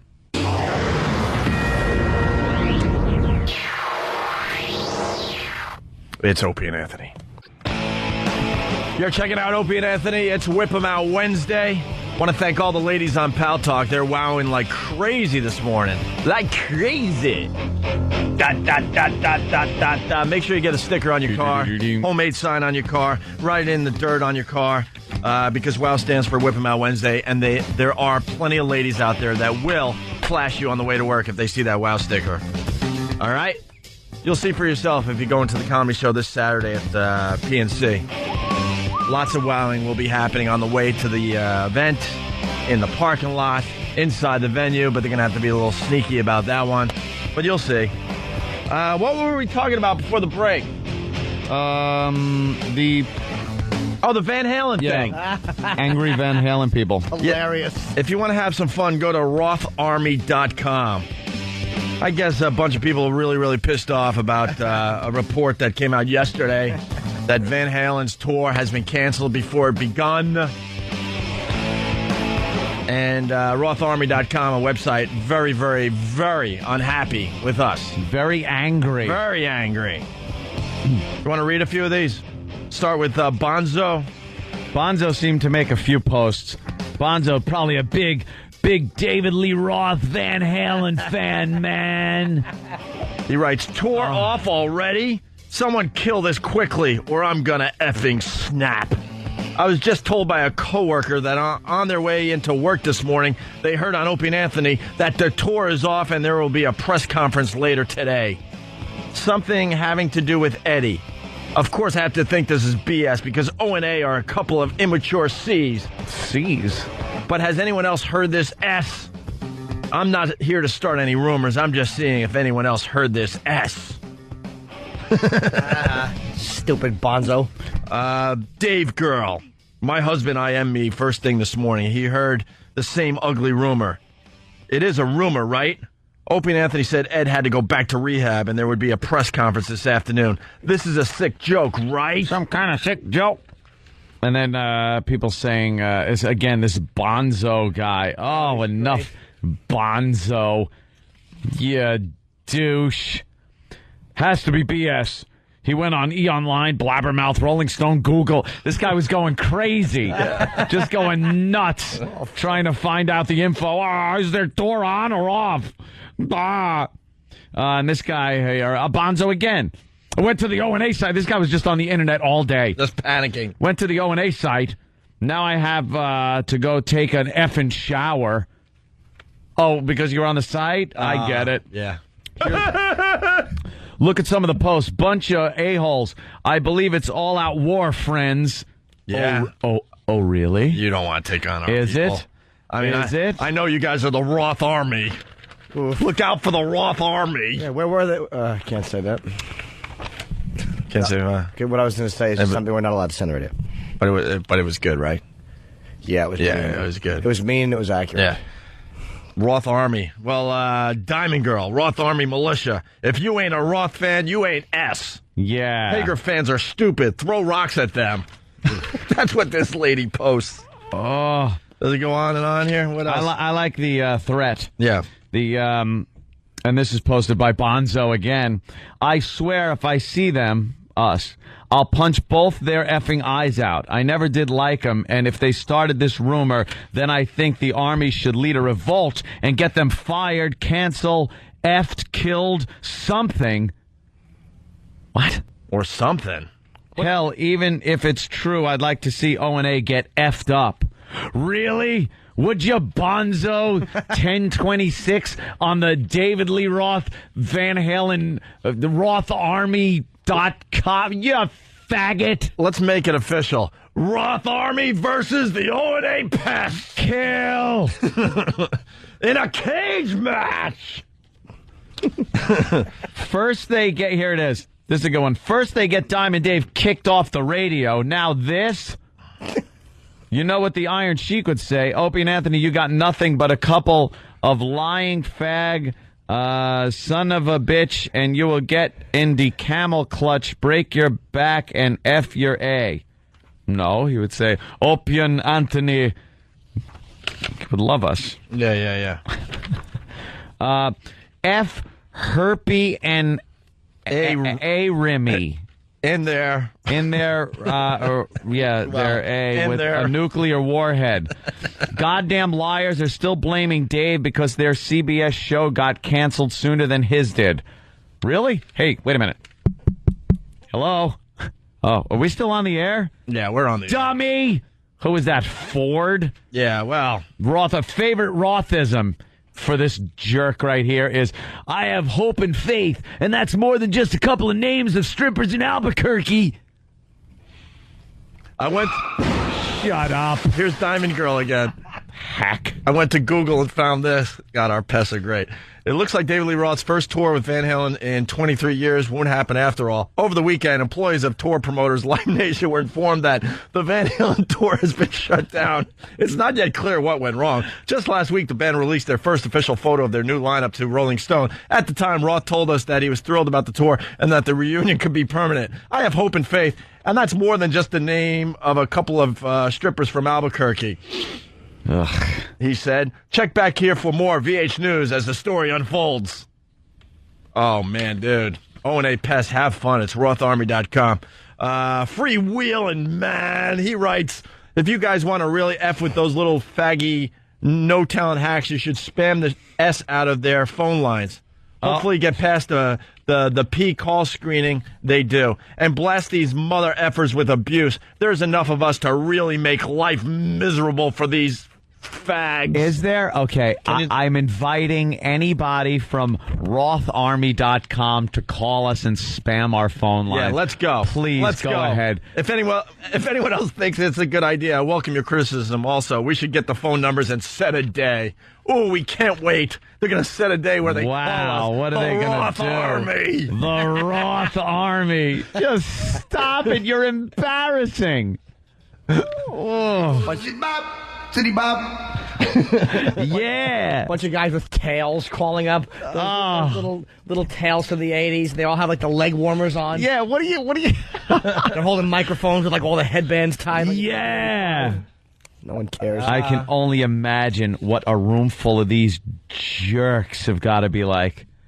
Hey, you're Bonzo 1026? Wow, cool. I'm Dave's girl. No, I'm a guy, but I call myself Dave's girl. Yeah, we ought to punch them right in the eye. Can we get more posts from, what is it again? RothArmy.com? Yes, because I'm sure by now some of our guys have gotten in there, and I can only wonder. Yeah, well, it is point counterpoint, isn't it? It certainly is. It's RothArmy.com versus the O&A Pest. Point, counterpoint on the Opie and Anthony Show. Oh. All right, so we'll get the other side of this because I'm sure the pests are having fun with RothArmy.com. Kill them. For the people that are in the know, it looks like the new bit's working, huh? That's all I'm going to say. That's all we say today. For the people angry. that are in the know. People get so angry. Boozy bop, city bop. There he is. There's your hero. What is that? From what song is that from? Microphone Hawk, I can't hear you. Hold on, what? Oh, they say RothArmy.com is getting slower and slower as they're trying to post. Oh, really? Yeah. Well, they're challenging us. They're gonna spam our phone line. You want to bring it on, RothArmy.com? Do you really want to bring it on? Well, you bring it. You just bring it and see what happens. You're insane, man. It's Angry Vince, everybody. And I'm angry at Roth.com. RothArmy.com. RothArmy.com. I don't care what they're called. Let them bring it. Take your shirt off. Take it off now. Word coming in that it's crashed. RothArmy. Take it off for you. RothArmy.com is down. we crashed their stupid site. Well, not much of a fight, was it? Now take your pants off. Go ahead, take them off. Take them off now. Take off your pants. Angry Vince. Angry Vince rules. My toaster has more bandwidth than RothArmy.com. It's dead. Take your bra off and take it off now. Wow. That didn't take long. Get on your hands and knees like a dog. That's it. Crawl around like a dog. I just want to bring everyone up to speed. That's what Anthony's. That's it. That's what Anthony. Crawl around like a dog. That's what Anthony has been imitating the last few days, man. I can't get enough of it. All right, so the fight's over before it really began, huh? Yeah, apparently the site's down. I would have liked to have seen a few posts. Yeah, posts. But it seems like they got the same 5 Van Halen fans over there just kind of tossing things around. I want to see other posts, too, from them, like before this. Like, what did they talk about before they had this to talk about? Dude, Dave sucks. Sammy rules. Dude, just don't even bother with that. Come on. Everyone knows Roth is better. And they're saying we need ratings and that we're doing this because what? We're jealous of David Lee Roth and the radio show he did for CBS or something like that? Yes. We had him kicked off the air, did we? Yes, there, Than. Just the one other thread I saw before the site crashed was, did any Van Hagar dates sell out? Oh, so they wanted to get the little fight going. Yeah. Saying, look, Van Hagar didn't do well. Who's this? Matt? What's your name? My name is Michaela. Michaela from Philly, listening on YSP. What's up? Yeah, it looks like the Roth Army crashed, just like David Lee Roth's radio career. Wow. Listen, I got a quick question for you. Are you a tranny? Yeah. Are you really? Yes. Good call, Ope. You can just tell, right, Jimmy? Where the hell are you in my backseat when I need you? Listen, Jimmy Norton, I heard a lot about you from the guy down on Wild with the Comedy Casbah. I heard you were just a mess when you were younger. Oh, Mark, yeah, he's a buddy of mine. Yeah, Mark Vito. He says hello. Oh, thank you. What's up, baby? Hey, are you passable or are you just a mess? According to Chris and Thomas, I'm not, but I'm working on it. So you work for Kid Chris? I don't, but I'm usually on their show. I'm the tranny that everybody beats up on the Kid Chris show. Wow. I got a quick question. You guys are coming to Philly, and Eddie McGonigal backed out because he's a lame ass? Yes. He really is a lame ass. For the people that don't know, Eddie won Car Crash Comedy down there in Philly, and we think the guy's hilarious, and we think he would do great when the Virus Tour hits Camden, September 15th. He backed out because he's a chicken ass. Yes, he has. Well, I'm going to try out for his spot. Yeah, and I'm supposed to call Kid Chris's show to talk about this a little bit, but here's the deal. We're going to come back to Philly and do it all over again from a live venue. An all-out car crash comedy thing. The day before, I guess, the Virus Tour, so September 14th, I believe. So we're calling all comedians from all over. I don't care. I don't care if you're from the Philly area, as long as you can get down to Philly. Wait, do we have somebody? Hold on. Do we have somebody to do car crash for Jersey? Because PNC is this Saturday. Yeah, I guess we're trying to do it on Friday. Oh, we are. Okay, we have guys. All right. Yeah, we're trying to do it on Friday. We're calling all comedians in the New York area to come in on Friday and do your thing. And basically, you do your act, and as soon as we don't like something in your act, Anthony pushes the car crash, and you get 3 car crashes.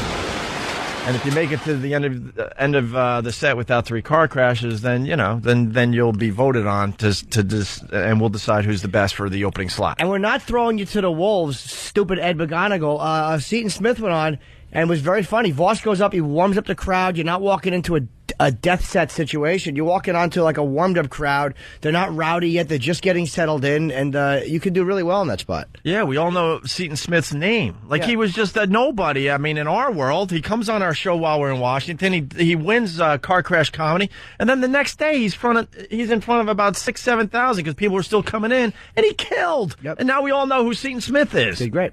Just like that. No, he's ungrateful. That's what his problem is. He's very ungrateful. Oh, yeah. Well, we want him to call the show, but he's making excuses about that, where he has a job and he can only do it from 6 to 6:15 or something like that. What? He's a crybaby. I'll go out there and bash my junk with an empty water bottle and get tons of laughs more than he will. Do you do that? Yeah. You're a good egg. Yeah. So what do you do with your... what do you do as a tranny, by the way? I'm in the middle of my transition right now, and I spend my times and my days calling the Kid Chris Show 9 times a day. Wait, so you're on hormones, right? Yes, I am. I'm on an injection. Are you going to get are you still functional or no? No, that thing is like a big lighter right now. Oh, no. So you're gonna actually have the whole transform your penis into a vagina surgery? My boys are gone. I have an empty ball sack. Oh, wow. Holy cow. Wait, is this making the radio? I don't even know. I don't think that is. Well, I don't think it is either, man. This is getting dumped. Hold on. Hold on. Basically... they removed your testicles, and now you don't have them. And I have moobs. I have boobs. I don't think they're allowing that either, right, Ann? I don't know. I don't know what they allow as far as that's concerned. I hope they're allowing it, but you never know. They should. Part of it's missing at this point. When do you actually get the surgery? Probably from like another year from now. I just had face surgery last week. Face surgery? What are you getting done to your face? I had another nasal reduction. Nasal reduction. Why, you got a big nose? I had a big snosh. It's not big anymore. All right. I'm working on it. Could you send pictures? Actually, you got my MySpace page. You can look at it right there. All right, what's the MySpace? It's myspace.com. Yep. / Yep. Crazy Michaela. MICHAELA. Oh, boy, E-Rock, you can't spell. No. Who? Michael Vick's page is coming up. Did you get it? It's like Michael with an A. Michael with an A. Oof. Oh, my God. Soon it's going to be Michael with no C. Did everybody steal the spelling bee over there, or what? Well, it's kind of an odd here's the problem. Spelling name. Here's the first problem I see as I look at your picture. You got broad shoulders. That's why they call me Big Back. Oh, my God. I'm only like 5'9". Yeah, but you got the guy broad shoulder thing. Yeah. Got the female bodybuilder look going. Female bodybuilder, huh? I mean, that's going to be tough to overcome, the big broad shoulders, no? Well, I'm losing mass really, really fast. But you can't lose bone. I mean, guys are just born with the They're broad bigger shoulders. boned. Have you ever seen some of the female bodybuilders? They look like Buicks. I love female bodybuilders. Ooh. Look at Nicole Bass. What is she, like 6'2"? She can take all our butts. Man.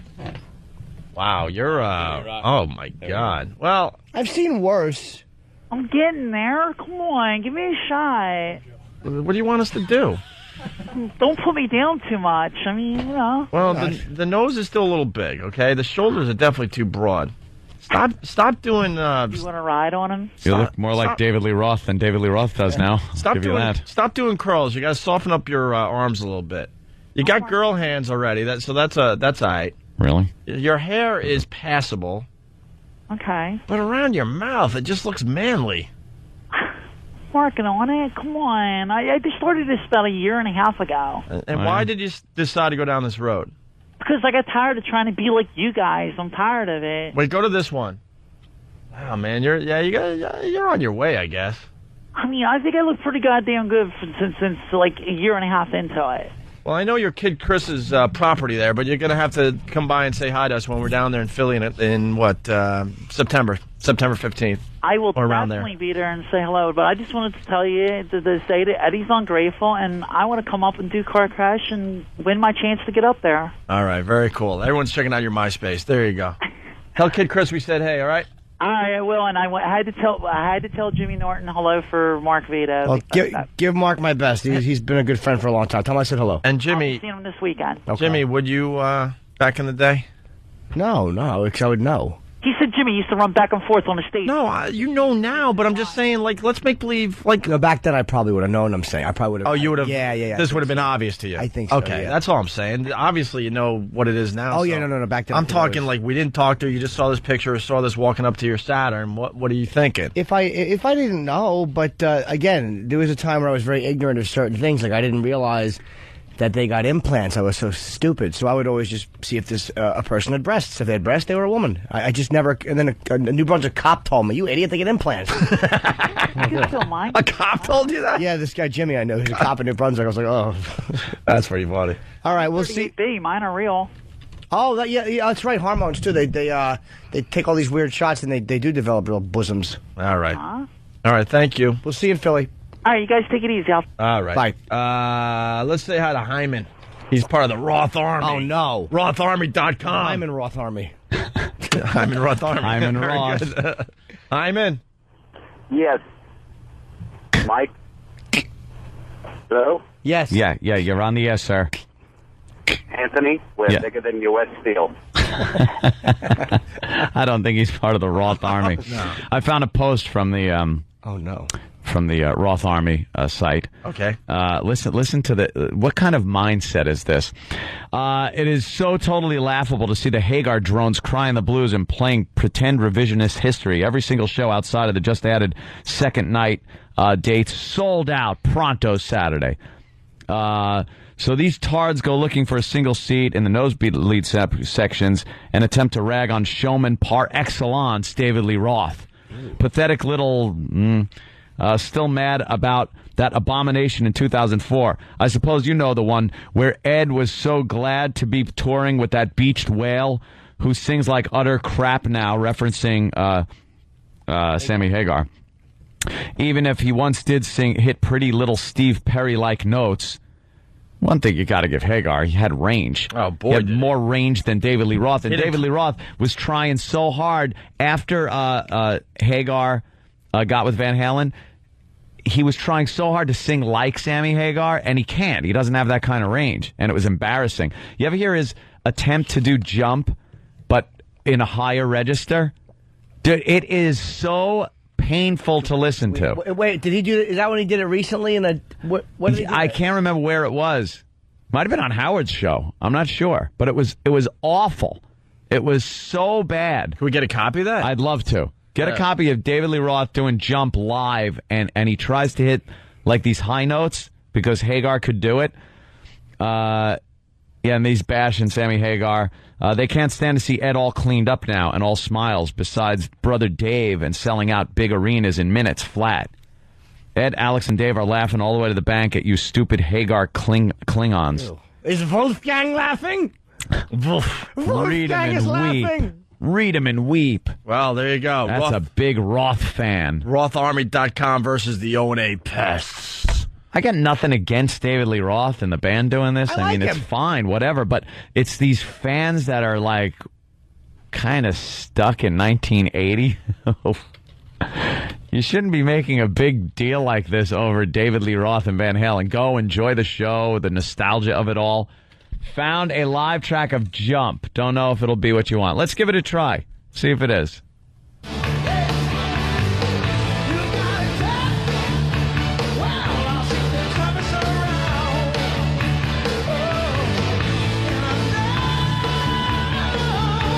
Yeah, it doesn't sound bad on this one. That's good. This might be older. Yeah, he's hitting the notes.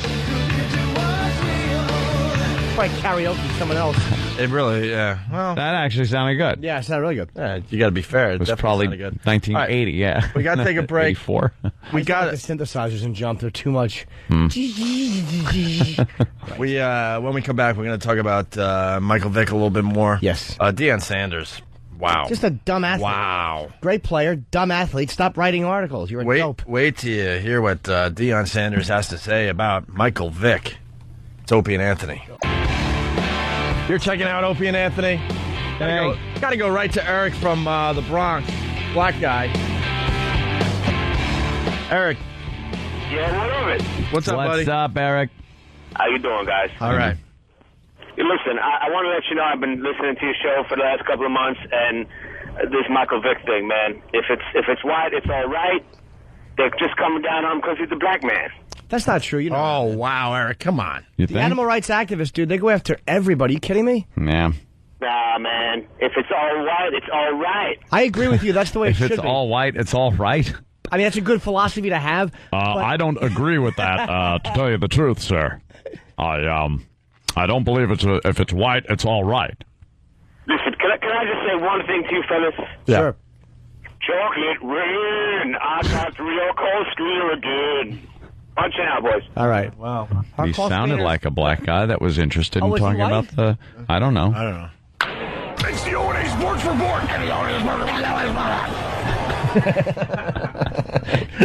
Tim's losing his mind down. Speaking of Michael Vick. Yeah. Nice setup there. Nice seg. People are coming out of the woodwork to talk about the Michael Vick situation. Mm-hmm. You got Steve Harvey here in New York. He mentioned something on his show yesterday. He ended his show, I guess, according to the Daily News. He closed his show yesterday by calling it a bad day because of his friend Michael Vick's guilty plea in the dogfighting case. He's calling him his friend, but I would bet a lot of money they've never met. Really? I don't think they met. Michael might Vick, have. Maybe. They all hang out in the same circles. Yeah. I like Michael as a person. I really do, said Harvey. But what this shows is that the people who came with you can't always go with you. What, like your posse? Basically, like you're growing up, I don't know, in the hood or wherever you're from, and you start to get famous. With some bad influences. And you got to make some tough choices and realize that some of the people around you could blow up your spot. Your dumb friends will wreck things. Yeah. That's what Harvey's getting at with this comment. When you reach a certain level by your talent and hard work, you don't have to stay with people who will bring you back down. So Steve Harvey... he's blaming the people that are around Michael Vick to... Pretty much dumped all of his old friends. Yeah. Is that what he's saying? Yeah. Dump your friends once you get famous. That's what he's saying. All right. And then you got Deion Sanders. Where do we start with this? I mean, you could pretty much read this whole thing. We highlighted some good parts of this. He's just, he's an ass. Because where he's coming from is just, it's stupid what he writes. He just comes off as a dumb guy who's trying to explain something and be a good friend, but he just comes off as a dope. He starts off, I want to read this first part, then we can read the highlighted parts. I would have never thought Michael Vick, one of the NFL's most exciting players, the man who makes the network execs smile every time he plays, would ever be indicted for crimes against man's best friend. That's Deion Sanders. That's just a meaningless opening paragraph. Yeah. It's supposed to have some kind of an impact, or it's meaningless. He could have just wrote word, best friend. The potential impact could be devastating. He could lose millions worth of endorsements. Nike has already suspended the release of his new shoe. He could lose millions he was supposed to get from the Atlanta Falcons if the club decides to cut him. That's unlikely, but it could happen if he's convicted or makes a plea arrangement. Or his reputation might wind up so stained that he's never forgiven in the court of public opinion. That would be too bad for the 27-year-old superstar. This is all the result of perspective. And this is what Deion Sanders has to say. What a dog means to Vic might be a lot different than what he means to you or I. Hold on. Don't start shaking your head just yet. Listen to me. He's right. I was shaking my head. This guy's good. Yeah. Some people kiss their dogs on the mouth. Some people let their dogs eat from their plate. Some people dress their dogs in suits more expensive than mine. Some people have a lot of peanut butter around the house. More expensive than his suits? There was a doggy that was being walked out of my building yesterday. It had little doggy booties. Because it was raining. They do that in the winter, too. The salt makes their little paws hurt. By the way, yes, we did play Hagar's version of Jump, yes. Yeah, we realized that's why it sounded so good.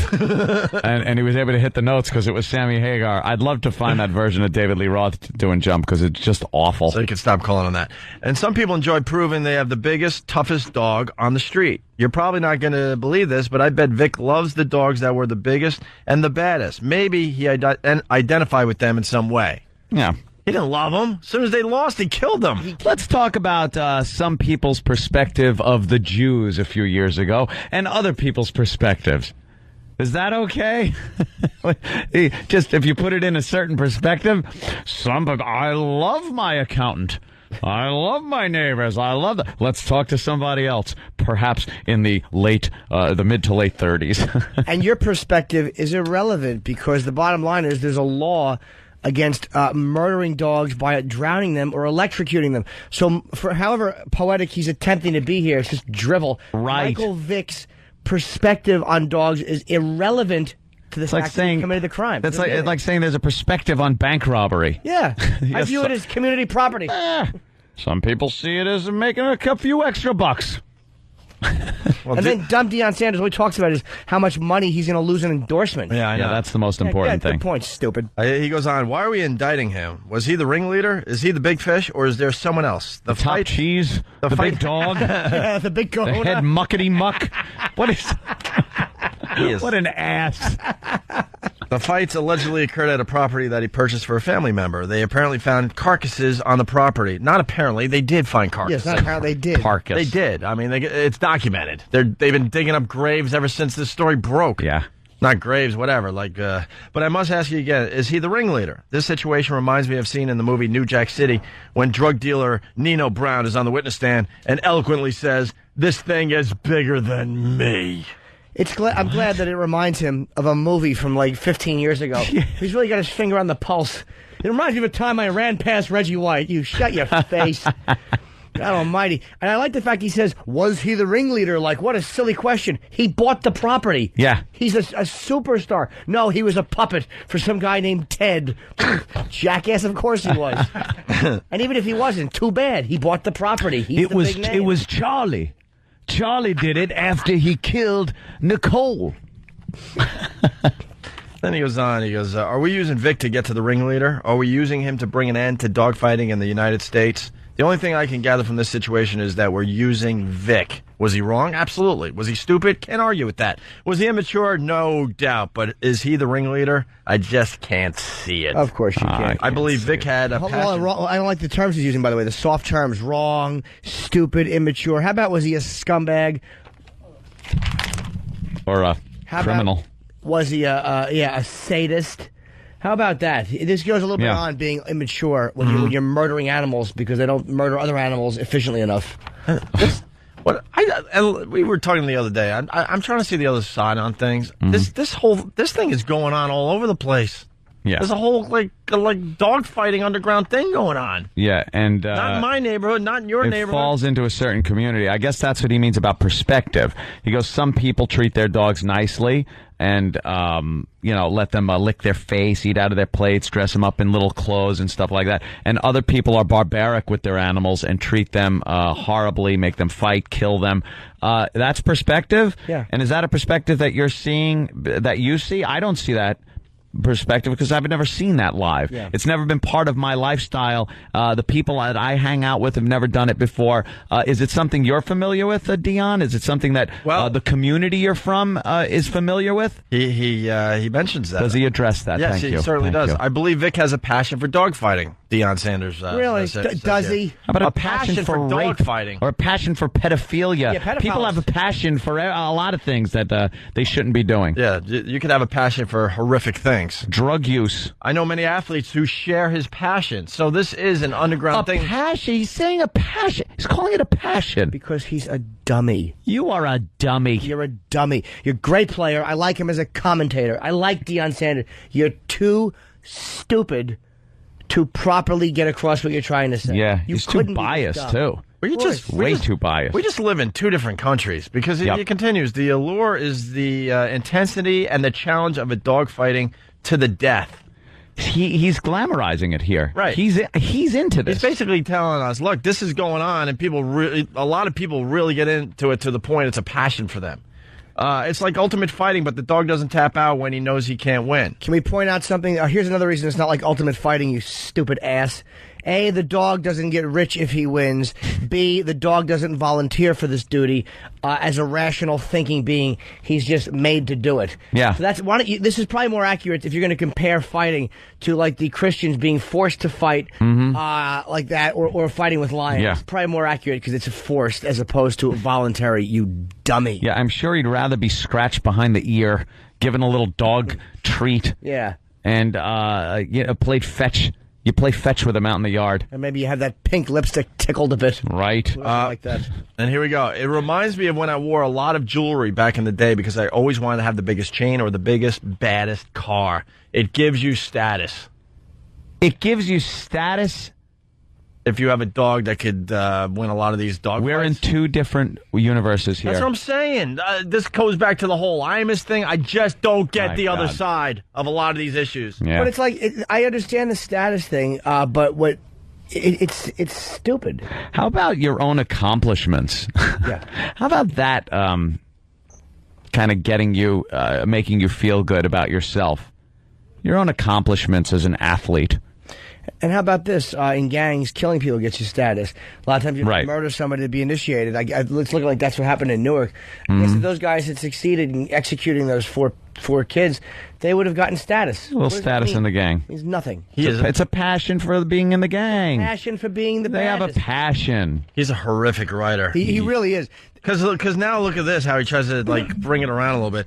Can I pause for a moment to ask you a question? No. Who shot Darren Williams? Incidentally, excuse me, you're writing. You don't have to ask to pause. Right. Just write when you feel up for it. Can I ask? No. Who shot Darren Williams? Remember the Denver Bronco cornerback? I'm sure more.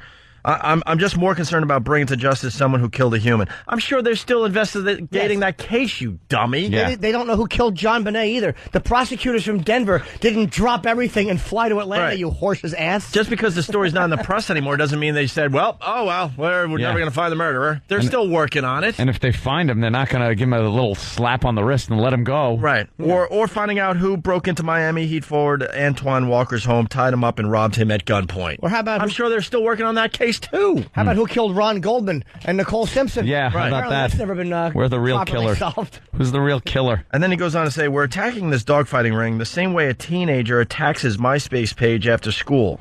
This guy's got, by the way, the worst sense of analogies. They are the worst analogies I've ever heard. Well, there's a little message after. How does that equate to attacking a MySpace page? I don't know. And then he jumps in. Then he goes, by the way, parents, make sure you monitor your kids. Right in the middle. Trying so hard to be this even keeled thinker who has a message, yet he's taking the unpopular tact, but he's going to make you go, whoa, man, this guy really, I didn't see it that way. He's making me go, whoa, he's stupid. Yeah, exactly.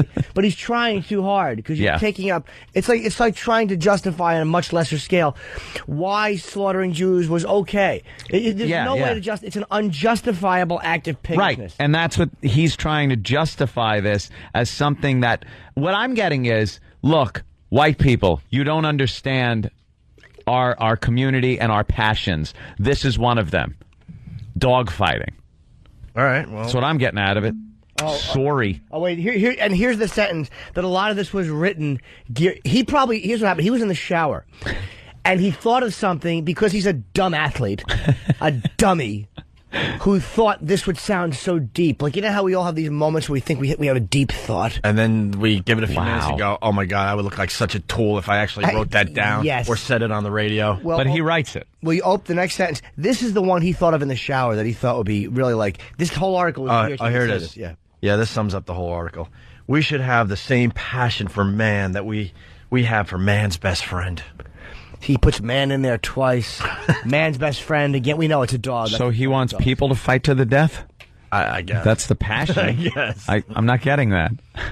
I guess it's a statement about humanity and how we're so focused on man. People are being Forget about the dogs. What about the people? The reason this is turning into a three-ring circus is that baseball is boring, basketball is months away, football is around the corner, and we say this yesterday? And we in the media don't have a thing interesting to write about. Really? That's the reason? Nothing? Yes. And when you start seeing carcasses all over a really nice yard. I like how he throws the we in the media. Right. Himself up there with Walter Cronkite. Yeah.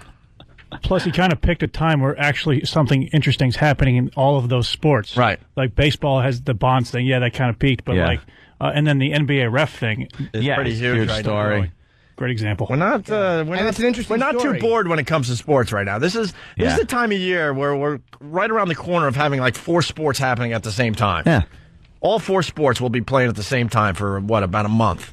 And what he's forgetting is this is an interesting case. It is interesting. Of course it is. A star guy with a pristine reputation who's doing something barbaric, and there's bodies in the yards, and he was killing it. That is interesting. I'm sorry. Of course it is. It's interesting to read about.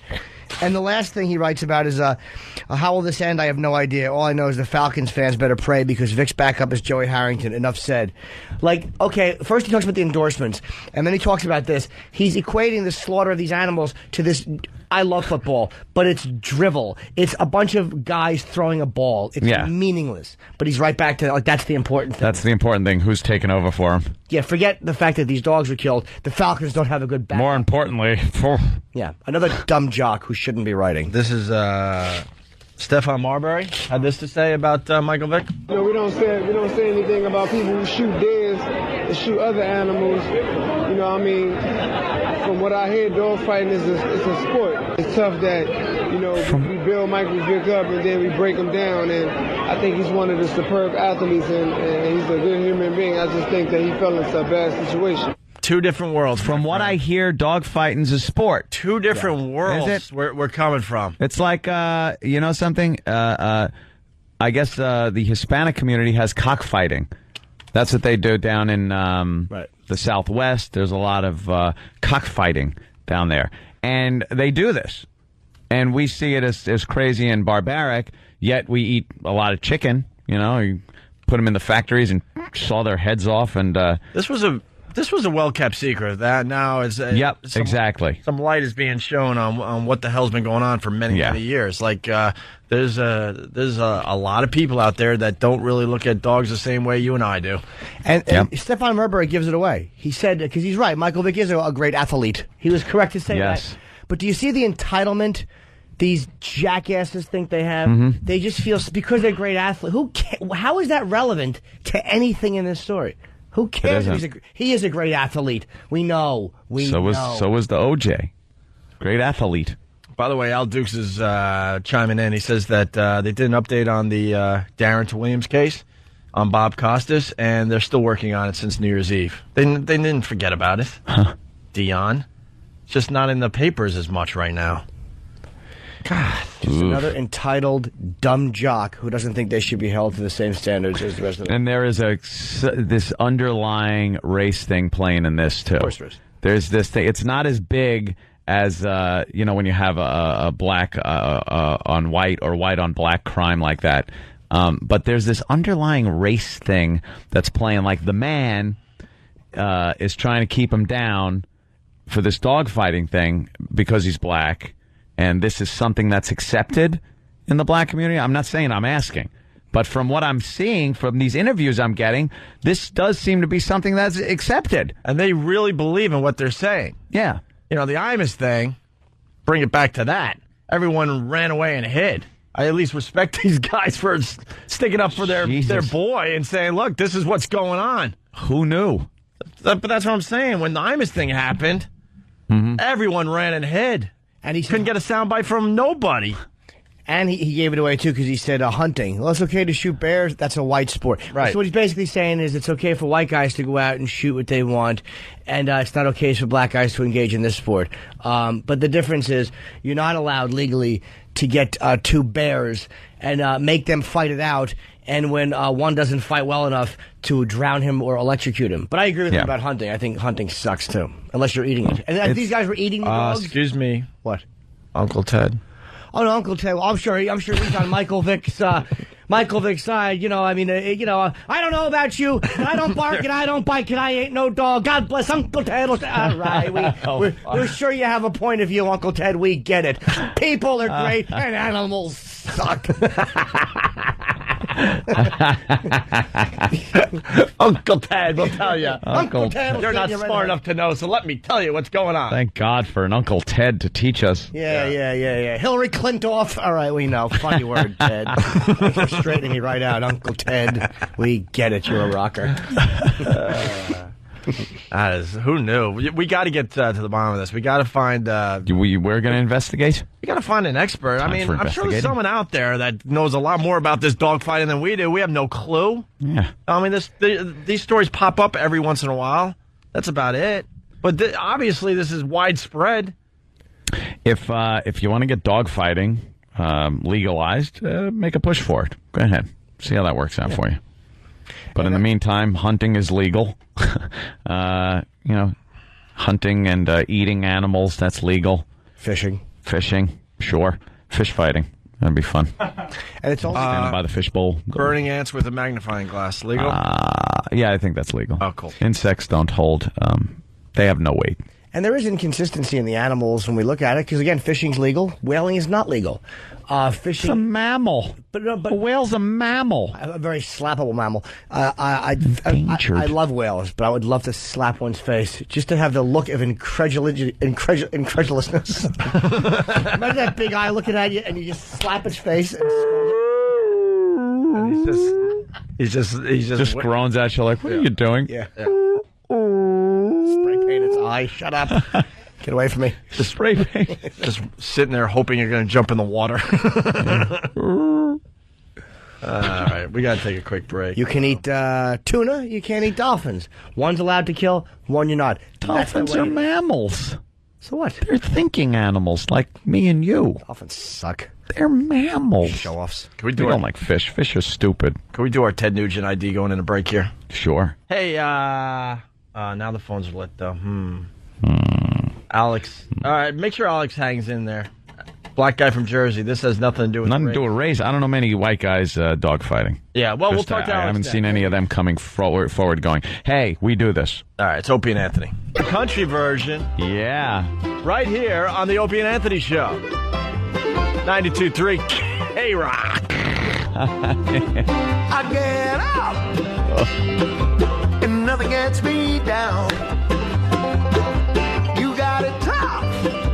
Oh, I've seen the toughest around. What does RothArmy.com think of this? And I know. No! Bring it on, Roth Army. Bring it on! You got to roll with the punches. Get what's real. You need it back up? Yeah. Can't you see me sitting here? I got my back against the wrecking machine. I ain't the worst that you've seen. Can't you see what I'm mad?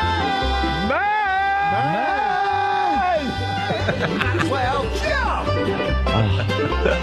Might as well jump. Go ahead and jump. Yeah, please jump. Might as well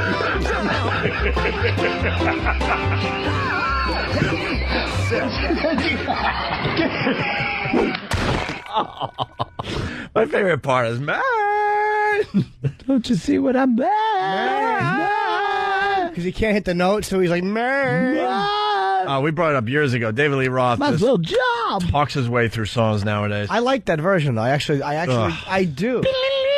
I like that. Shut up, you don't. I swear to God, I do. Stop it. I liked it better when it was called Hey See Dixie. Exactly. Betty from Washington, D.C. I tried calling, but it was busy. I'm a former D.C. cop who used to have to watch dog fights in Southeast. I'm a cop, you idiot. This is extremely common among corner drug dealers who are showing off status and to compete one crew against the other. Why don't they get that in, like, Grand Theft Auto? Oh, wow. Gotta get that feature in there. That would rock. Where you get some status from your dog fighting.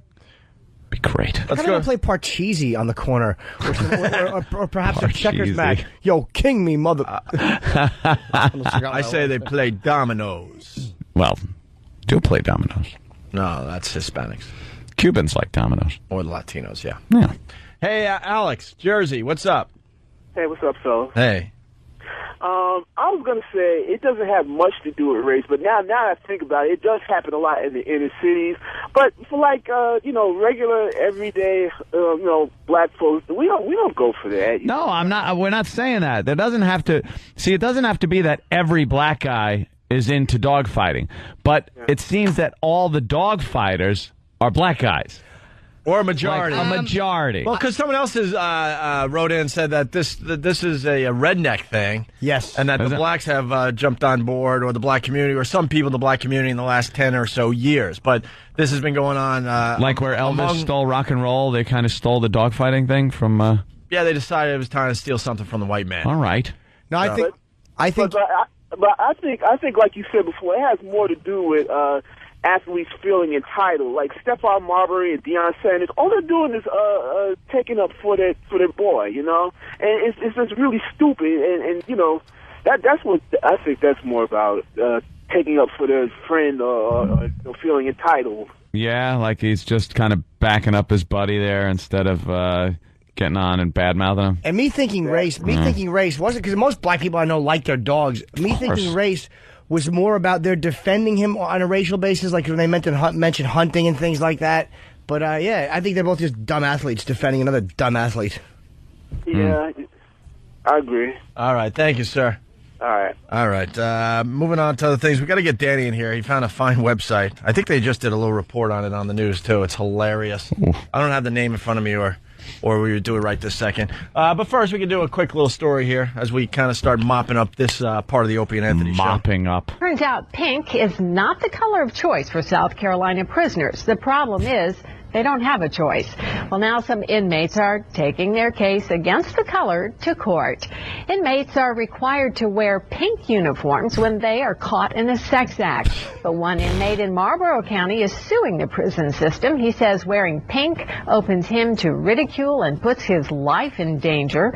Prison officials are standing behind their policy, and in their words, pink is a good way to identify what they call perverts. Prisoners are standing behind the guy in pink. Yeah. That's good. Why is it good? They should be in pink. Why? Because then you look at him and just know that he is a goer. Yeah, a goer. You know that he is a criminal. They say a sex act. So there's got to be one guy left that's not in pink at this point. Did they just have? What happened? I think they're doing tribute bands or something on Jill TV. On Jill TV. 10-11 here and in I think I saw Evolution. Oh, really? Isn't that the Journey band my brother used to be in? He's not in that one anymore? No. Why? Because he's full-time with the U2 thing. Oh. But if Evolution is, it would be my buddy Hugo, who is the singer and looks and sounds just like Steve Perry. Sounds better than the Journey singer they're using now. Exactly. So I'd like to see that. All right, so pink, whatever. What are you going to do? Pink. No, that's good. I think sex offenders should get the worst time ever in prison. It's not sex offenders. No, it's people in jail who are caught having sex in jail. Yeah, like, people in jail. Why pink, though? That doesn't make sense. Because it's humiliating. It's humiliating. They're gay. So they don't want... they're having gay sex in prison? Yes, it's not about sex offenders. Yes. Just leave them alone. If they want to have that, if they want to have sex in prison, just let them be. That's their life. I thought it was sex offenders. No. Okay. Just any sex act in the prison, they make you wear pink. I wasn't listening. That's why I said there's got to be just one or two guys at this point that aren't in pink. What? Because they said any sex act. It's not even like... like if you're caught... homo activity. If you're caught with yourself in the cell? It says sex act. That's a sex act, right? Well. All right, what's this website? Where's Danny? Danny? What happened? Danny. Oh, here it is. Okay. myfreeimplants.com. myfreeimplants.com. What is this about, Danny? Well, apparently Fox was just covering it on their morning show, and it's a website where girls could sign up and register to have other guys who are perusing the site actually pay for their implants. So it's for, small-chested, I guess, women who want implants and don't have the money. Oh, my God. As a show, why don't we take care of one of these girls? You want to? As a show, which one you want to take care of? Who do you want to... What's a top earner? One that has to be local so she can come in. It says choose one of the categories below. Wait, go back. Choose... Come on, E-Rock. Who's that right there? Hold on. Number one, the top earner. Yeah, but I don't know what no wonder. It says choose one of the categories below to view the top 20 girls for that category. These lists are updated once per hour. Top earners. What is a top earner on the The one who's earned the most. You earn the most money from click what on they call her. benefactors. All right, so where's the rest of her? So this is the top girl. This is the one that they want to give implants to the most, right? Her name's Jessica? Yes. Why can't we see her body? Because that's where the site makes their money. If you want to see all of her photos. Oh, God. All right, well, how about this? You son of a bitch. We get in contact with them.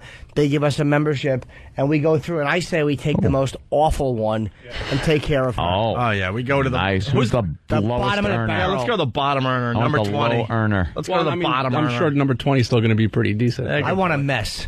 Oh, wow. 20 is all right, Laura. Yeah, what the hell's going on? Laura's all right. Don't they have like 100? Number 100? Yeah, we need like... What? Well, ask the site. Yeah, we got to get someone from the site. Just another way to view porn. Who are we kidding? I know, it's smut. I like the idea of this, though. That's a good idea, man. Wait, go back. Looks like E-Rock from here. Looks like Amy Winehouse, or what's her name? Yeah, it looks like Amy. Amy Winehouse. Canceled her North American tour. Boy, people are going to be, you're not famous enough, stupid. You have one good album. Mm-hmm. Or two. Rehab. All right. Well, we'll get someone from the website. Yeah. That first one is definitely cute in the face, but you can't tell what the rest of it looks like. That's bull. All right. Horse hockey. What? Oh, that Colonel Potter? Yes, of course. I didn't put much gusto into it. You gave it more than it deserved. He added the worst lines. Now they got a whole list of girls that have reached their goal and they got their implants because of this website. Yeah. Mm-hmm.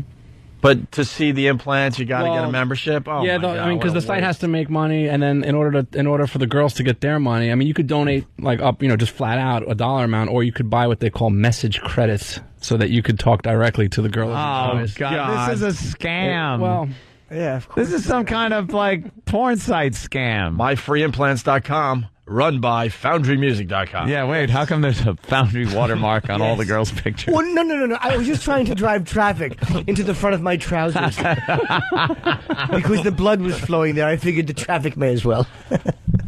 Here's what sucks about this website. Every implant has to have the FoundryMusic.com watermark on it. Watermark. Glows in the dark. Oh, you got great boobies, but you got FoundryMusic.com across your chest. No. I just felt that it would be... Yes. The flaming cog of Foundry. I did that years ago, but it's from 2 days ago. No, but I meant the watermark was years ago. Steve also likes to say that Sony Pictures actually stole the Foundry font for Spider-Man.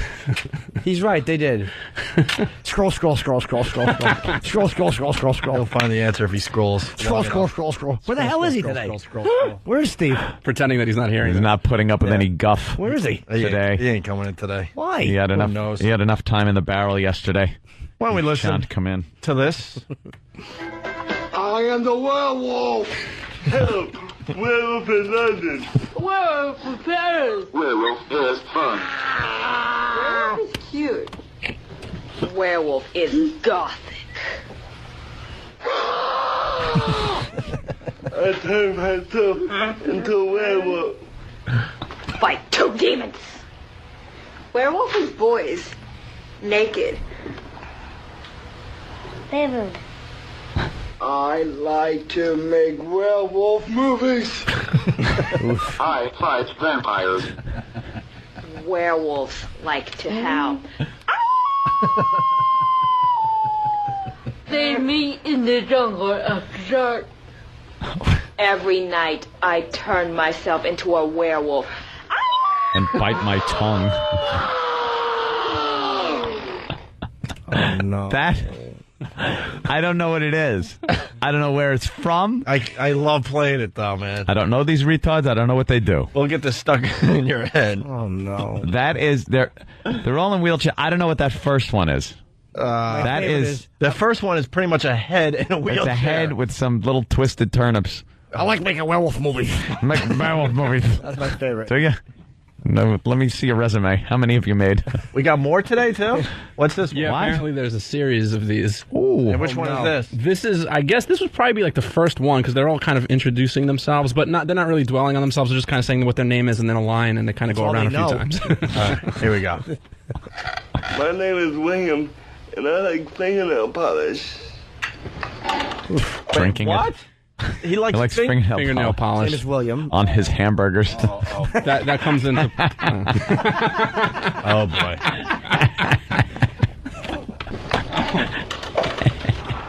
My name is Dummy. I like episodes. What? My name is What'd she say? Wait, you gotta go back. I didn't hear the second one. Wow, this is really hard to understand. Not well spoken for actors. My name is William, and I like fingernail polish. I like fingernail polish. Oh my God.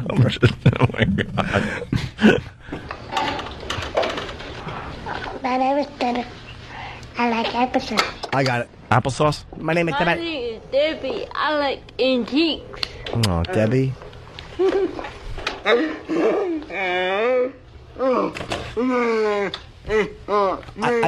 I got that. My name is E-Rock. I like wrestling.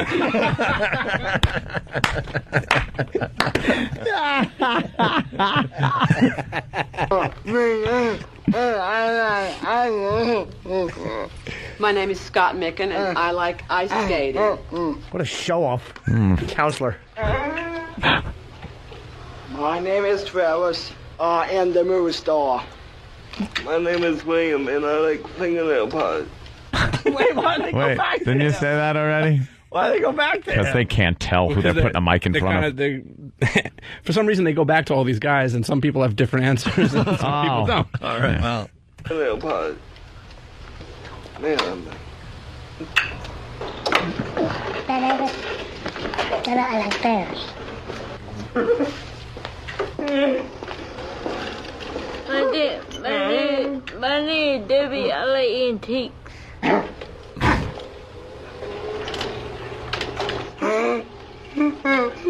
My name's Chewbacca, and I love the Millennium Falcon. What is that? That was Chewie.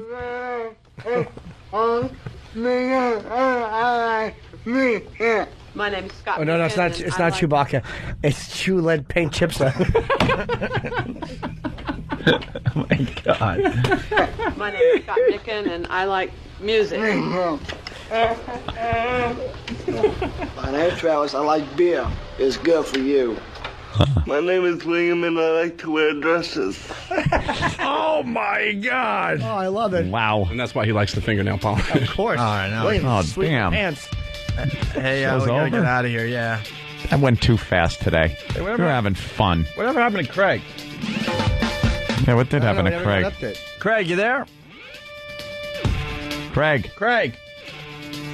Craig. His phone's still on hold. He Craig. was on the... Craig. Craig. Craig. Hello? Craig. Craig. Someone help me! All right. We'll see you tomorrow. Yes, we will see you tomorrow. It's Opie and Anthony. Have a fine Whip 'em Out Wednesday. Yeah. Opie and Anthony. Opie and Anthony. It's the Opie and Anthony Show.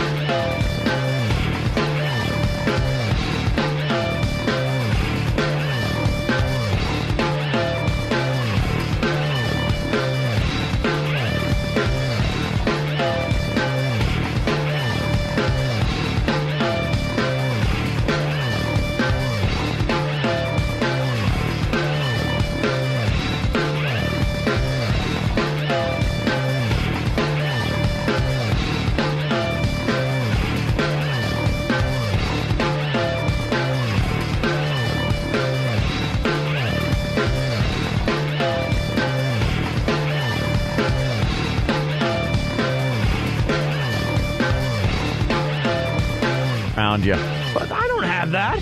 Oh, this thing, yeah. Dude, this is not me, though. You know, I know that. who had that before. Were Yeah, you this is kidding? this is Hoo-Hoo's board. Who designed this? Yeah, they built this, to fit his ego. Obviously, It's the giant, like Captain Kirk, like console thing. Yeah. And then everyone else gets a little shelf, just a little to thing. put your little things on. Yeah, he even had buttons on this thing. I don't think we've ever talked about the board. He has a button that you push, and it says, "Look, Fred." What is that, a light? You know how... look at me, Fred. You know how we all make hand signals, and we try to get each other's attention so we can listen a little better? Yeah. I guess he had a button that he pushed, and it told Fred to look at him, because he needed something. So there's a Look, Fred button. Does anything happen when this button is pushed? Yes, E-Rock. No, they deactivated. What it was for was... Here's a write me a joke, Jackie button. Oh, boy, he doesn't want anyone to know that. What it was for... He doesn't want people to know some of his greatest lines of all time were written by Jackie the Joke Man. That's just plain dirty pool right there. Yeah. What it was for is if Fred had a bed or a sound effect or something, he would hit something over here so that would flash. And if he needed to talk to Fred, like, hey, do we have this bit... He would hit that and it would go through the talkback, so Fred would hear it in the headphones. Oh my God! Wait a minute! You lost me. Fred would hit the button, or he would hit the button. It worked both ways. Like if Fred had something, he would hit this button so that it would flash. What happened? What? It's just your explanation is just the most rambling, boring. You can't convey an idea. E-Rock here's the thing. E-Rock is what we call a sweet boy. And then what Jimmy does is just keep coaxing you, and you fall right into it. No, honestly, I would love to do that. I was really confused by his answer. Of course you were. I really wanted to know, what do you mean he would talk into the talkback? I like the idea of pushing a button and getting someone to look. Here's my button. That's what I do. I throw it at E-Rock. Eric, please, and just succinctly tell me, why would Fred hit that button? To let Howard know that he had something he was going to play, so it would fit with what they were doing. And so he wouldn't step on it. And why would Howard push that button? I bring nothing to the table. That makes sense. Why would he push the button? Is this on? I don't know. You don't know? What do you mean you don't know? I don't know. What do you mean you don't know? Just tell us. I bring nothing to the table. No, you bring something. Eric, shut up. Why are you telling me to shut up? What is wrong with you? Me? What's wrong with you? I'm the juggernaut, bitch. Yeah, you certainly are. Come on, that's funny. E-Rock. Yeah, that is pretty funny. Yeah, it's up to you. No. Oh, yeah? This is what I do.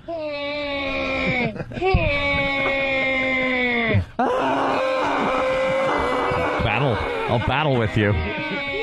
Oh, yeah. This was a good one. Yeah, you gonna beat this one? Are ya? Are ya? Are ya? Are ya? Are ya?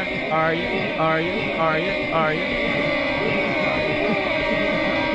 Wow. That is a bad one. So I'm sorry, E-Rock. You know I'm your pal. I was actually really... E-Rock.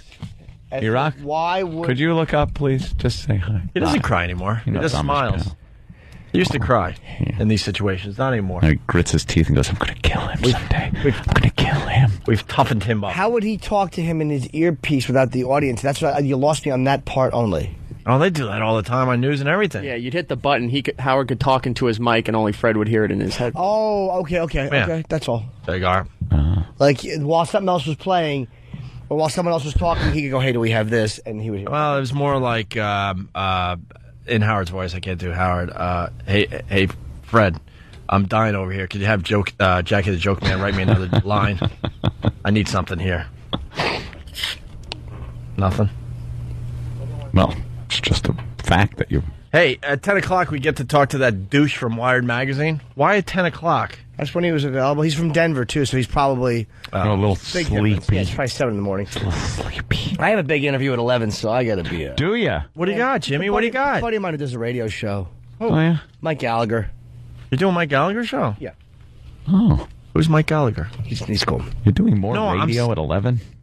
Yeah, briefly. I forgot who Mike Gallagher is. I'm not even kidding. Oh, he's a big conservative guy. He's a political talk, right? Okay. And you being a flaming liberal, that ought to be... Mike! Now, here's a problem I know a lot of other women have had besides me, men too. You try on a pair of jeans but can't see exactly how they fit from behind. Yes. Exactly. That never happens to me. No, don't care. It's behind me. Hey, Jimmy, Mike Gallagher might be a good radio talk show host, but he looks a little strange. He does. I mean, come on, let's be honest with He each came to other. my show in Dallas with his son. He's a supporter of this radio show. Oh, okay. That's okay. And then he can appreciate us making fun of him a little bit. Yeah, he looks a very patriotic sight there. From behind. Well, an Arizona store owner. Who's getting it from behind? Someone was from behind. From behind. Exactly how they fit from behind. Oh, okay. Well, an Arizona store owner has the answer, which he calls, are you ready for this? Yes. The butt cam. The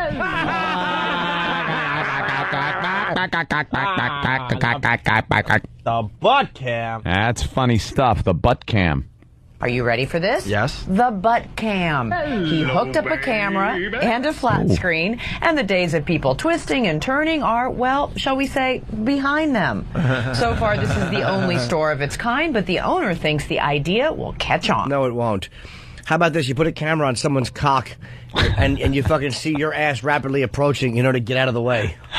Stupid butt cam. I see that being put on a hard disk somewhere, the camera, and it being sold on websites with a Foundry logo on it. Because it's just a camera hooked up to a TV monitor. Right. Well, and that way, to drive traffic to somebody's buttocks. Yes. And that way, instead of having to put your ass into the mirror and then you turn your head over your shoulder, you could look at the TV monitor and the camera's facing your ass, and now you can look straight up and see how you look from behind. Or forget the technology and just buy another mirror and put them both and look at them. Right. No. You don't understand. There's a lot of people that won't put something up with the Opie and Anthony name on it. Well, who are they? I checked my email. Scroll. Why? I hope the traffic gets driven into a Prius on its way to Jersey. Where's that bastard? Why did this make the news? Yeah, it's a camera. This isn't like the future is here. A camera? Have you ever had a problem looking at your ass? No. They usually have the mirrors set up perfectly. Like, all right, that's how my ass looks. Great. I guess I'll buy them. And you just give a 2-second look. Right. If you look too much and you're a guy, feig. Like, ooh, I look. Feig. Ooh, I look good. Yeah, that's a nice ass. Look at that ass. Look at that ass. That's some ass. All right. Nice ass. I don't mean to keep prompting you, but I just love it. All right, here's a little more news for everybody. Who cares about the butt cam? Well, it helped Marty McFly and Doc Brown get back to the future. Now the DeLorean sports car is making a comeback. Take a look. The car is currently being resurrected in a Texas warehouse. It's known for its most recognizable features like the distinctive gull-wing doors and stainless steel exterior. One entrepreneur plans to begin hand-making 2 DeLoreans a month. With heavy-duty shocks from Michael J. Fox. Well, you know. He won't get a stick. Reverse second first there, reverse second third. Stall go, back up, stall go, back up. Going through transmissions like crazy. I know his tranny will drop in the showroom floor. Have to have a trunk full of transmissions. Go, reverse, stop, back up. All right, we get it.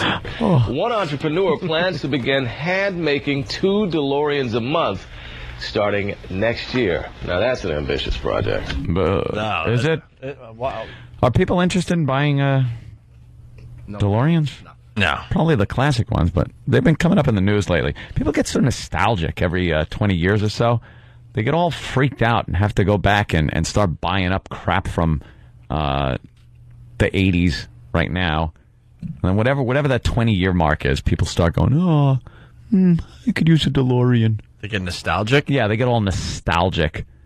The DeLorean driving down the road always looked... cares? I didn't like the look of those. No. Ever. Hey, No Filter Paul from Jersey. Have you guys seen the cover of Jim's new HBO special DVD? I got the Bob Saget one in front of me. Is yours out too, Jimmy? No, they're not coming. They come out like I heard the week after the specials. He's saying it has you sitting naked, leaning out from behind an umbrella that has Monster Rain written on it. Yeah. That's how it's going to look? Yeah. Then there's copies of it out there. Well, they must be printing them or something. How the hell where did he see that? Probably works It's there. No Filter Paul. How does that creep? Oh, him. He gets Maybe stuff you could before I call. do. How does that little-headed man find things before I do? He is an amazing creep when it comes to finding things and finding things out. Yeah. And getting, like, secrets. He is just the creepiest guy. He's probably like James Bond, and we don't know it. He's fat James Bond. You know what the problem is, that though? English accent of his. He was backstage in Washington or Virginia, whatever, and he has a small head to begin with, and then he like took the hair away from the sides of his head.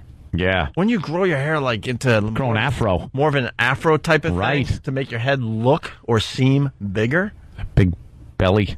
Well, that doesn't look like you with an umbrella. That's another photo shoot I did. That's not it. That's not going to be it, right? Nope. That's not it. None of those. Ooh, Jimmy, look at those bedroom eyes of yours. I know. Jimmy always tries to look sexy in his pictures. Wait, is that the fucking Oh no. cover of the? No, it's not the cover. That's not the cover? No, Bob Saget's is accurate, but that's not my cover. Oh cover, boy. I'm in an umbrella. We're looking at one on Whackbag, and there's a picture of me standing there with like the same thing I had in the New York Post. It was a photo shoot of me wearing a sweat jacket. Yeah. But that's not the one. That's on the back cover of the HBO DVD. Oh, okay. I don't blame you people out there for being bored. It's about me, and I'm bored saying it. All right, well, we'll get to the bottom of that. Maybe No Filter Paul will call the show. We got Mike Gallagher doing a little speed round here, talking about Jimmy Norton and his book, Happy Endings. Oh, really? Danny just ran this in.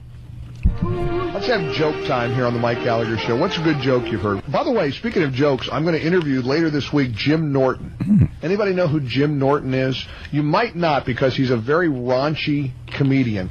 I happen to think he's one of the funniest men on the planet. And he has had a New York Times best-selling book called Happy Endings. Now, I want to warn you, and there won't be anything raunchy when we interview him later this week. Happy Endings, though, is not about a fairy tale, okay? That's all I'm going to say. Could be. He is a raunchy, dirty guy.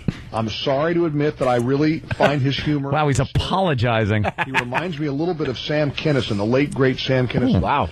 Jim Norton is going to be our guest later this week to talk about his award-winning book. I mean, his best-selling book, Happy Endings.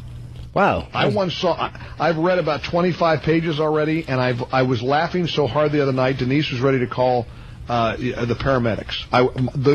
Tears streaming down my face. I'm Mike Gallagher. God bless America. God bless America. Wow. Oh, thank you, Mike. That was That's very something. nice. He's bringing on Satan. That was really... But he exaggerates a little bit. I mean, calling the paramedics. Come on. Why? That happens frequently. People have told me. Yeah. I've gotten bills sent to me. And the crying? Him and his son, I think, came to Dallas Improv. I don't know if he's out of Dallas, but they were there. He was really nice. Yeah, he's a real conservative guy. It's funny, his audience. What's his son like? I don't remember. He was nice. I'm just trying to think if maybe he's trying to get in better with his son, and his son's a big fan of yours, so he's trying to to that angle. No, he seemed to be he's just one of those guys. I would never think anybody isn't a fan of yours, Jimmy. No, but I thought that too. You'd think a guy like that with it, but I mean, his son is way younger. I'm an older man. I'm probably closer to Mike's age than I'm to his son's older age. Man. I'm almost 40 years old, dude. I know I look a lot younger. No need to say it. How'd you get older than me? It just happened. What happened? I shot right past you. Past you somewhere in your 30s. That's pretty fucked up. Yeah. I've always been older. How does 40 feel? I don't know yet. You're getting there, though, right? I'll be there in July. Yeah, I got a few years still. I know you do. Another moron reporter who doesn't get the show. This Wired magazine thing, I guess. Yeah. This guy has a problem with us for a little bit, some reason. Opie and Anthony. Yeah, he's coming up in about a half hour. Why can't he call right now? Yeah. Right the fuck now. Call now. Call now. Be dialing. I want him to actually give his point here. Yeah. I don't want a big, pile on. Wow. A big, three guys with him talking all at the same time. Let's see what he has to say. And then we get to talk. I'd love to hear how he knows where, what did he call us? Twits, I think. Twits. And doofuses. Doofuses. I haven't used doofus since I was in third grade. Well, the guy's a great writer, and that's why he uses terms like that. Oh, he's just terrific. Doofus. Yeah. Twit and doofus. It just proves the guy doesn't know this program. He's heard about it. He's heard the perception. We could be doofuses on this program. To me, it proves just the opposite. Wait, let me think. Oh, the last break, right? Doofus. I'm more goofus, and you're gallant. Yeah? Yeah. Is that good? Goofus and gallant. All right. We got Alex Trebek doing some outtakes here. Oh, yeah. Okay. We were supposed to get to this yesterday, too. It's a potty mouth. We're playing all the stuff we were supposed to get to yesterday, but we went off on a little foundrymusic.com thing yesterday. Yeah. Bill K from Philly. Yeah, Opie, no pile on. We'll see what he has to say. No, it's not that I don't like Jeopardy. I'm just trying to drive traffic to The Price is Right.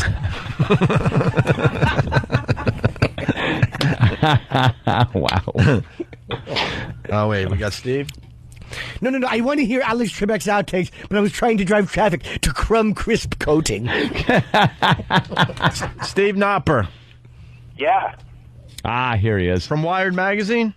Yep, that's the one. Well, we read your, we got Googled because, when we're mentioning an article, they Google alert us, and we read your article in Wired Magazine. Right, I know the one. And you were talking about the people meter? The people meter, right? Right. Which is going to take over for Arbitron. Arbitron is a way to see what radio stations, and how they rate, but you have to fill out diaries, and they made it easier by going electronic, and now, potential listeners wear beepers. Right. Well, yeah. I'd like to know what the first line in your article. Ever wonder why those twits, Opie and Anthony, get to be radio stars? It says blame Arbitron, or perhaps yourself. What? I don't get that whole first line. Why the twits, and then why blame somebody?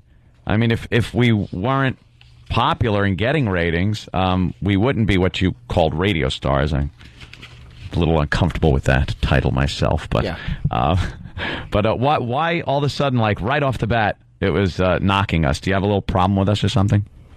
Well, I did investigative research on this subject, pretty exhaustive, and the data showed without question that twits was probably the right word. What can I say? And what does a twit describe for those people out there that don't know what a twit is? Well, I think I probably, in retrospect, after getting some of the email from your listeners, may have used some other words. I got some good ideas that way. So, what were other words? You could say them. We're on XM. Yeah, you can say whatever you want. Yeah, go ahead. Oh, okay. Douchebag, asshole, fuckface. Those are some good ones. Okay. You guys have some pretty eloquent listeners. Yeah, our listeners are our listeners. But you wonder why those twits, Opie and Anthony, get to be radio stars. What's the problem that you have with us? You obviously have some kind of problem. What is it? I think the burden of proof is kind of on you. So just, tell me why you're not. No, you wrote the article. Why are we doofuses and twits? Yeah, what do you know about our show, Steve? I just thought that the word twit was an appropriate word, and What do you know about our show, Steve? Steve, you're a writer. To say twit, you're a writer. You're able to express yourself. So what do you know about our show, and why would you call us twits? Yeah, give us an example of twittiness. I just like to stand by the word. I think I'll just stand by what I wrote there. I think. We're not saying you couldn't stand by it. No one is saying that you're even wrong. I don't even mind it. We're saying, I was wondering simply, what is it that made you write that? I mean, I've written too. Apparently, you've written a book. I heard you wrote a book. So you obviously, okay. So you're good at conveying ideas. So you conveyed an idea, and we're asking you now to do it verbally. And all you're saying is, I'm going to stand by it. Yeah, I'm just going to stand by it, and I'll just let you guys show me why you're not twits. I mean, you have an opportunity here on the line to show me, what about you is not twit-worthy. So show me. Hello? Hello? Okay, lost you.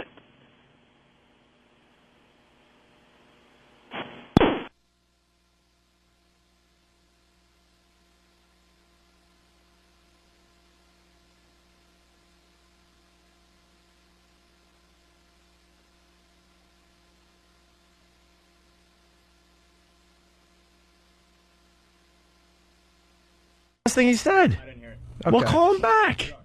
Pull the tape. Find out what he said. Well, we all know what happened. Call him back. Was the bottom line. See, as soon as you challenge these writers, you realize they have no clue about the radio show. Nothing. And they get to just write whatever the fuck they want based on pretty much nothing. It's not even that. Pretty much a reputation that they might have heard in the media. What was great was watching him try to be have bravado, no, I'm just going to stand by it. You have to prove yourself to me. But then when you ask the guy, like, no, for real, we're not attacking you. Why? He had nothing. I think we were proving that we weren't twits by giving him a forum to talk about what he wanted to talk about. Steve, what happened? Yeah, I'm back. What's the problem, sweetie? Why'd you hang up? I didn't hang up. I got cut off. I was talking and I got cut off. Okay. Now I think we're proving we're not twits by actually giving you a forum here with a civil conversation to talk about your article. I really think that kind of proves a point right there. Sure, that's fine. We can talk. You want to talk about the people meter? Let's talk about that. No. We want to talk about Steve, why you said what you said. Ever wonder why those twits, Opie and Anthony, get to be radio stars? Blame Arbitron, and then you say at the end of that, doofus shock jocks stay on the air. So we're doofuses too. Doofus. And you end by saying, unfortunately, that also means Opie and Anthony, whose main outlet is New York's K-Rock, may be with us a little longer. So you have a real problem with Opie and Anthony. Yeah, unfortunately. So what is the problem with our show? Why are you calling us twits? It's a really simple question. And why do you have a problem with us? I just decided that, I thought that you were twits, and I thought that would be a good word. And I'm just going to stand by that. I think that okay, but all right, let's get beyond the twits. See, this guy doesn't even know our radio show. Steve, you're looking really stupid as a writer here. All right, you guys. You wrote that word. No, Steve. No, you don't have to go. Stop with the have to go. Stay on the line. If you hang up, you're going to look real silly. Listen to me. Forget about the twit. Forget about the twit thing, okay? Why does it say, unfortunately, that also means Opie and Anthony may be with us a little longer? Forget about the twit or the name calling or whatever. What is it about us that you don't like, that you mention us 3 times negatively in your article? Well, for one thing, you guys are spending about 10 minutes on a nationally syndicated radio show, which is, as you know, every minute is crucial, talking to some writer for Wired magazine who popped off in an article for a few paragraphs. So we like to. Now let me describe a little bit about our program, which you don't seem that informed about. We do things like this because it's real life. It's something that affects us. Our listeners enjoy kind of a behind the scene look when we pull the curtain back, and instead of coming up with wacky bits and things that are twittish and doofus like, we like being real and putting real situations on the air, and that's what we're doing right now. This is real life. You're calling some guy who writes for Wired magazine, and that's something that you can't hide a lot of listeners in the world. It's affecting. You wrote it about our program. Our listeners are interested in what goes on and what we do, and people that like and don't like us. So we're having a discussion with you. Yes, that's real life. And you seem to be saying something like, you shouldn't say something like, if you write an article, we're giving the article like, okay, this guy wrote an article, and then you're going, well, I'm just a guy who wrote an article. Why give me credit? So you can't write the article, say things, and then when people ask you about it, just go, well, I'm just a little guy who wrote an article. It's like, that's kind of a cop-out, dude. Yeah, you can't even explain yourself. And we bring all the articles written about us to the attention of our listeners. We're not attacking you. We're asking you honestly. Steve, I think you've never heard our show. I don't think you really know about us, and you just kind of maybe watch TV and see some of the trouble we get into, and you've informed this opinion that we're twits. Yeah, so tell me about your show. No, we don't. See, I knew it. You don't know our show, but you're not explaining yourself. But you're writing twits like you know about our show, that you listen to our show, that you're educated about our show. But you're not, are you? Well, I think that this is going in circles, so I'm going to... No, it's not. See, if you said it's unfortunate that Opie and Anthony are still going to be on K-Rock, you've formed an opinion on our show that is negative based on what? On listening to it or on other people's opinions on the news? What type of research did you do? Oh, he's gone. He hung up. That guy's everything. And by the way, that's the reason I hate critics. And that guy right there personifies what little faggots, seriously, what little faggots most of these writers are. Like, nobody was screaming at the guy. He instead of admitting, like, I'm ill-informed, or I believed what I saw on the news, he was trying to have some kind of, I'm going to stand by it. This is going in circles. You see what a faggot most of these guys are when they're not hiding behind their fucking laptop. And he talks about how the people meter is in New York and Houston. It's only in Houston. It's not in New York yet. So the guy the guy didn't even have his info right about the people meter, the portable people meter that he was writing about in this Wired magazine article. Steve Knopper, Knopper, and he's a fraud. Jesus, he's another fraud, and I'm glad that we were able to expose. All I want to do is ask the guy if he would have said. If you call us twits, then you should have a reason why you're calling us twits in an article that a lot of people are going to read. Hi, yeah. How about the fact that you spent about 10 minutes, 15 minutes making fun of retarded people? That, to me, I think is a doofus and a twit. Oh, wow, I think he's got us there. How come everything's got to turn into some kind of fucking butt-fuck joke when you're talking about... Oh, my God, we're in trouble now talking to this guy. He does seem informed about the program. We goof on retards and talk about butt-fucking. Or at least we'd know why he had the opinion. At least we'd know that he heard the show. For the love of God. You didn't even hear the show. Come on, admit it. You didn't even hear it. It's nice that we have a reputation out there that guys can write about us that have never heard the radio show. He was shaking. There's nothing worse than some fucking pussy boy writer who can't even explain why he wrote what he wrote to people who aren't yelling and screaming at him. No. We were quiet. He would have been able to say what he had to say.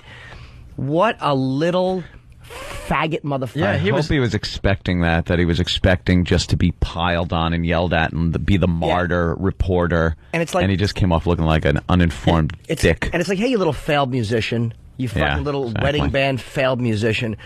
Don't try to fucking alpha male and this was his attempt to control. Well, you guys have to prove to me. The burden of proof is on you. No, is it's it? not. Not really. You wrote the article. You wrote it. The burden of proof is to you to back up what you said. Right. Yeah, if you're going to say, ever wonder why those twits, Opie and Anthony, get to be radio stars, then all right, we call you out on that. Then you back it up. Why are we twits? And he won't say the word twit. Okay, then you drop the word twit. I liked, unfortunately, that also means Opie and Anthony will maybe be with us a little longer. He's saying, unfortunately. It's bad that we're going to be around a bit longer. All right. Why does he... And he couldn't even answer that. Steve Knopper at yahoo.com is on his site, and I guess that's or where he writes. So maybe people know him. If anybody here knows him, I would encourage you, if maybe one of you guys out there is friends with him, if you could write him and ask him why he would do that. That's what these guys do, too. They just write it. No one calls him out on it. Then the second you call him out on it, you find out what uninformed... little dick bags they are. He's everything I fucking detest in the media. Because he's a pussy boy. He's not comfortable unless he is surrounded by probably his faggoty Dave Matthews songs and his laptop. Like, that's what he's comfortable. He can write an article, but then when you ask him, why did you write that about us or the show, he has no answer. Yeah. He's just nothing. A little... And then he goes, well, a little fucking front. And then he kind of admitted that we're right. He's like, well, tell me about your show. I'm like, no. You know? Tell us. You tell us. That was great. This article makes it look like you know a lot about us. Why did I absolutely know that conversation was going to go exactly the way it went? I was not surprised for 1 second during that whole exchange. This guy has written a lot of stuff. Written for Rolling Stone. He's written for the Chicago Tribune. Another article for Rolling Stone. So this guy's a legitimate writer. He's written a lot of things. But when you see what he is as a man, is he's a little wishy-washy cunt of a man who can't just justify why he wrote what he wrote. Yeah, I think we got to get to Steve Knopper's bosses and go, hey, why do you allow a guy to write about something he obviously is uninformed about? Send him the tape. If it's a blog and he has an opinion, that's one thing. But when you're writing for something, again, he didn't state anything as fact. He's allowed to have his opinion. Yeah.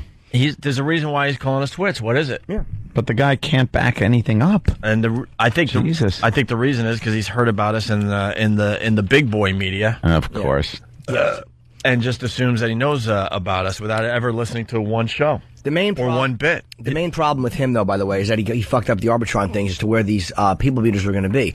Yeah, that too. In New York, he didn't have his facts right about the actual equipment. Yeah, we didn't even get to that point where he didn't have the facts right as to where these people meters are. They're not in New York yet. You know who gave him a beating is Mike from FMQB.com. Yeah? Oh, my God. Mike.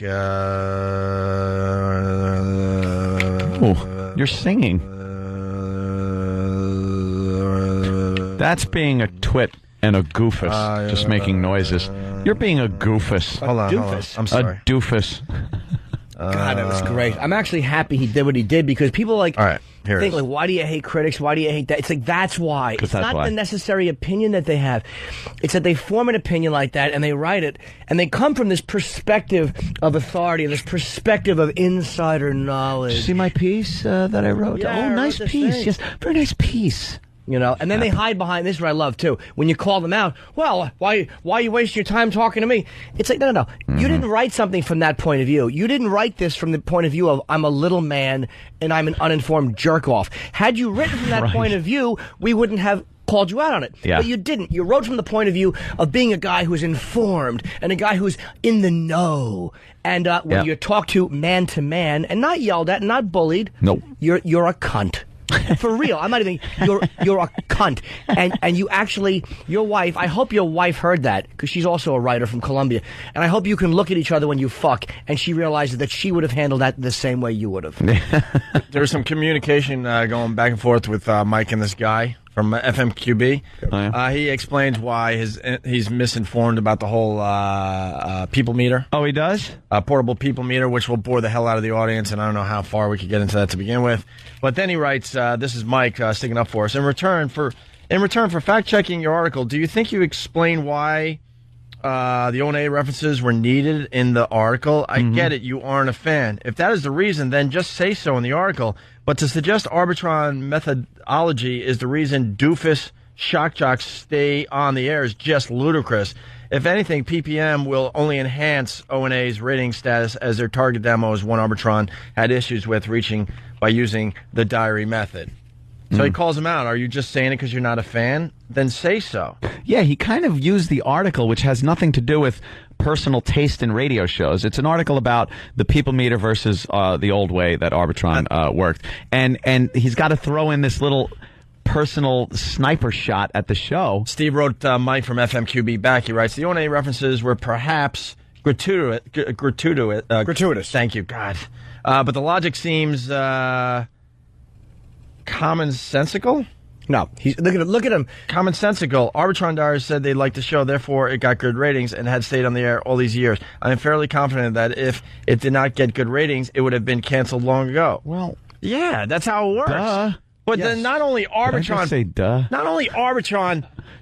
Hit me. Arbitron isn't the only thing that has proven that this is a successful show, you idiot. Go to one of our comedy shows and sit outside the venue for 2 hours after the show is over as we're greeting our fans. But do you hear the snotty what tone? A douche. You hear the snotty tone? You know, probably gratuitous. It's like, can you just be the little shaky-handed faggot that you are? Stop trying for empowerment through your writing. Yeah. You're a frightened little fellow. I heard it. And then he writes, this is hilarious. I'm to be on O&A tomorrow morning to respond. That should be interesting. I'd encourage you to write a letter to Wired if my answer is not sufficient. Well, how about that? It wasn't. It wasn't even close to sufficient. And because that, again, is him expecting a pile-on when he called up. He expected a three-man pile-on where he wasn't going to get a word in edgewise and see, this is why I don't like your show, because you don't let people talk, blah, blah, blah, whatever. But we gave him all the courtesy and all the opportunity to voice his opinion and his take on his own article. And look at what we got. Well, I'm going to hang up. If he would have said... I'll stand by my words. If he would have said, I think you're twits because you had sex in a church and you did this and that, even if I disagree with him, at least he has read... Had something. Dude, you write. Anything. He writes for Rolling Stone. He's a writer. If he had to reach back years ago to find something, whatever. You're like a professional writer, though. Yeah. You're not like a fucking guy who's just blogging at home. You're a professional writer, which gives you some type of credibility. But I like the fact that, like, naked, that's what you are. You don't understand. A lot of people out there probably don't understand the joy we get in something like that. That beats the hell out of just yelling at somebody. Absolutely. Oh, yeah. Beats the hell out of just let's yelling. not take that out of the equation. Well, hell no. It's fun to yell. I like that. All right, good. But something like that, as far as satisfaction goes, is just like, good. He pretty much laid out what he was all about. Yes. We didn't even have to raise a hand. I love when we could... beat someone up with our brains. He's just a snot. Our brain power. You don't even have to be smart to beat him up. He's a snot. He's a front of the bus fucking snot. He's a fucking hall monitor snot. And he's a snarky, bloggy type cunt of a message board dude. That's the vibe. I'm not attacking all message boards. Yes, but I'm talking. No, I'm talking about the ones that will kind of bitch you anonymously. Even though he wasn't anonymous, when eye to eye, he couldn't say, "Yeah, this is why I don't like you." I'm still trying to get over the fact I said. That's all right. He's just silly about it. Oh, there's nothing. Not. Oh, what a snotty, failed musician, cunt of a man. Talking about me? No. Oh, shit. No. Snot again. I like when you use snot. He is a snotty. Snot. That's what he is. He's a little elitist snot, but he's not a good enough writer or smart enough guy. A good writer who really wanted to eviscerate the show never would have been this sloppy. That's the greatest crime, is not knowing where these things debuted. Right. You're writing a factual article, you dumb motherfucker. Yeah, take us out of the whole mix. It's still a piece of shit. Still an inaccurate article. Still an inaccurate piece of shit. Hey, we got to take a break. When we get back, Kenny was telling me a story on the way in today. Oh, Christ. Who did he kill and when? They got it on MSNBC. It's another home invasion. Oh, God damn. With pit bulls. Do we have the story? What? With pit bulls. We got the story? I need a new defense. Oh, yeah, Kibble. Wait till you hear this one. And we got the Alex Trebek. Alex Trebek. Outtakes from Jeopardy on the way. Yes. O&A. Hey! Working hard, playing hard, America. This is your blood brother of all things sonic bombast, Ted Nugent. And you're listening to Opie and Anthony, my blood brothers of rock and roll. Opie and Anthony. I have nothing other than the article. Opie and Anthony. That's what you're listening to, and I stand by that. I'm just going to stand by it. No, it's your job to prove to me that you are Opie and Anthony. No, I'm just going to stand by the fact that people are listening to Opie and Anthony and little Jimmy Norton. Mm-hmm. Just a quick point, too. Like, we've been called out on stuff before when we've been douches. Like, when Whoopi walked in that day, we just kind of laughed at ourselves, like, all right, we're dicks, and we fucking loved her for hanging out and coming in and doing that. Like, It's like when you get called out sometimes and you've been an ass, you gotta go, I was being an ass. Yeah, sometimes you're just an ass. So what? Yeah. But, Sarah Jessica Parker back in the day? Yeah, sure. You know. But, wow. What a came across as a uninformed That's good. doofus. That's good. And I stand by that. He is a twit. He's a twit. doofus. Prove me wrong. I stand by that. Steve Knopper is a twit. And a doofus. How about if would I get in trouble if I said I heard Steve Knopper sucks cocks? Steve, prove me wrong. Eat a pussy in front of me. Is that slander? Yeah. Yeah. Okay, well, I'm glad I didn't say that. Very good. All right, we got Alex Trebek doing some outtakes, cursing. This is cute. This will kill a minute. So keep watching Jeopardy 24 hours a day and call this number. What are you doing? I was putting my the dump button back on. Remember like a week ago when I said I need it mounted over there? Yeah. And I said the double-sided tape doesn't stick. Yeah. It keeps falling off again. Oh, really? That thing just needs to be mounted somewhere. Stop at the tape. Just in case. It doesn't work. Because I can't get to it if need be. You know, if need be. You didn't need to there. I didn't there. No, I know that. I just like having it there, just in case. There's a merger going through. Nah. We just fasten that on there somehow. Outtakes. So keep watching Jeopardy 24 hours a day and call this number. You dumb son of a bitch. You don't watch it 24 hours a day. Hi, I'm Alex Trebek, and son of a bitch. Huh? Wait a minute. Run that by me again. I don't understand that. I didn't pause. All right, let's start cutting. There's a daily cash prize of $1,000 and fuck. Dollars, and dollars. Ah, fuck.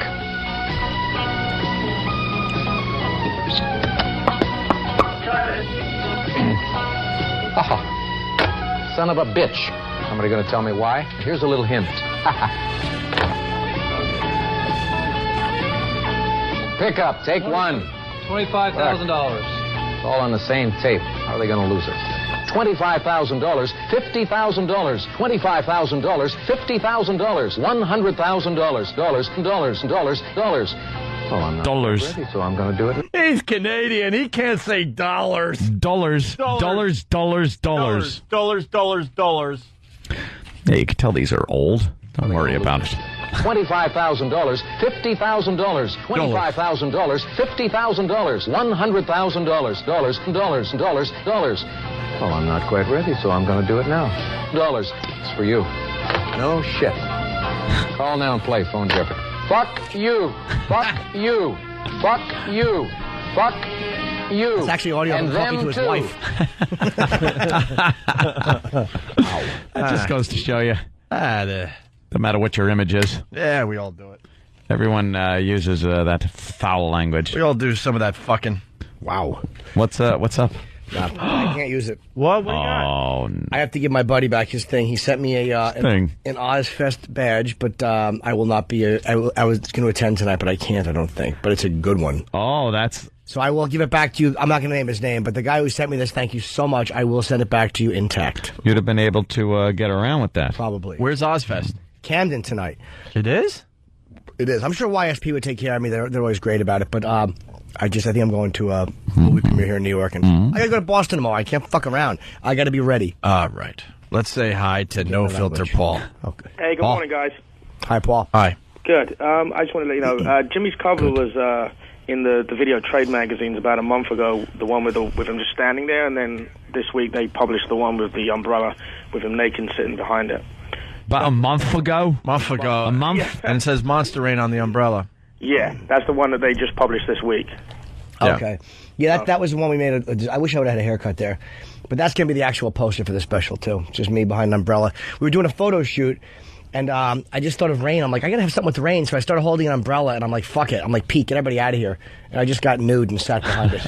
Oh, my God. At first, I was naked holding it. Yeah. My favorite one, which they can't use because they wouldn't get it on bus stops, is me naked, looking over my shoulder with my ass sticking out. Like I'm in a tee-hee pose. You can see my little with foot. your foot up. But they're like with the ass showing, they wouldn't be able to put the posters up in bus stops. Yeah. And plus my side fat looks awful. Like from the back, my tea kettle side fat. Tea kettle. Little teapot, little tea kettle handles. Short and stout. So they use this one, but my publicist told me that when I was standing there with the umbrella in front of me, she's like, it's see-through. Oh, well, there you go. My cooking bowls. Yeah. With the, sorry, that was twittish. You could see my genitalia through my the umbrella. Redding from Whackbag, he heard that audio we just played. Is Alec adding up the amount of money Anthony has won at the casinos? Dollars. $10,000. Hey, we got an audio of a crazy lady tripping on ecstasy outside a KFC. Oh, no. Really? Oh, this is good stuff. Boy, I tell you. What is your name? Why you... Pamela. Pamela?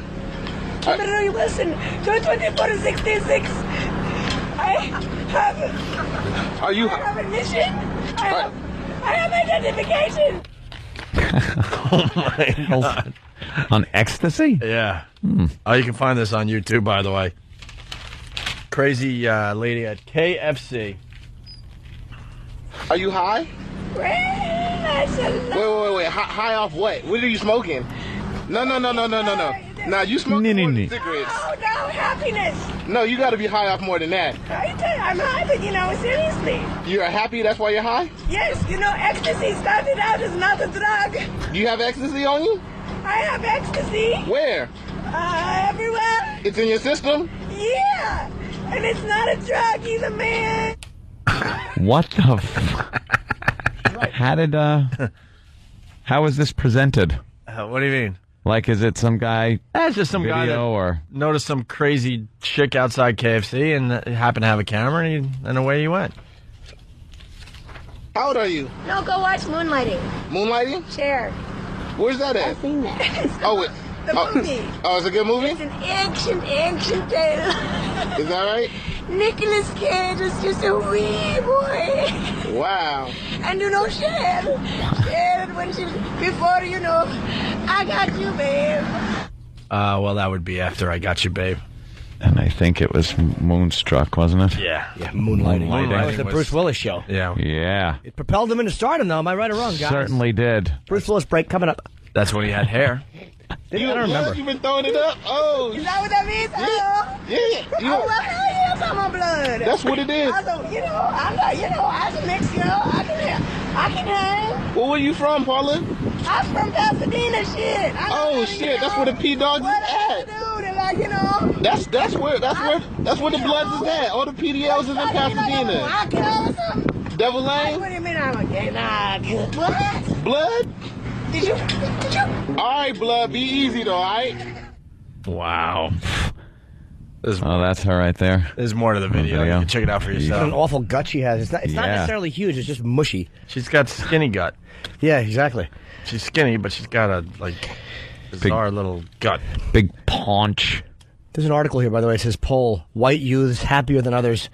Really? And I'm like, was that really necessary to write up? Do you have to? You got to say white rub people. salt in the wounds? Yeah, we do have the advantage. I mean, come on. I'm not being a flaming liberal here when I say that white people are better off in the world as far as financially and stuff. Are they? Yeah, I think so. I mean, no wonder they're happier. I don't know. I said Where they are you getting your facts? When you look around the world. Oh. I mean, I'm going to stand by that. Are you? Yeah, Oh, I mean, okay. it's your job to prove to me that non-whites have more money. Between what age?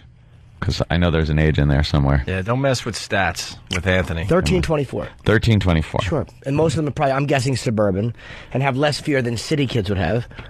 You know, when you're suburban, you have less... Suburban white kids between that age are usually having a good time or killing themselves or others. Classmates, yeah. So, yeah, but I, for the most part, I remember those years. Very fun. Very fun being white and being that age. Well, you don't realize how awful the world is because, like, you know, black kids and Spanish kids, a lot of them are in the cities or in shitty neighborhoods, and they see violence all the time. You don't see that usually in suburbia. During that age bracket, too. You know, you're either in a gang or getting put in prison or something. That's, of course, white little kids would be happier. I was just discovering that my cock did a fine spitting cobra impression when tugged on appropriately. I was so stupid. The first time I had to come, I didn't know what it was. Just a fucking dumb little boy. Oh. So I felt it building. And then I stopped and ran to the bathroom and held my penis over the toilet.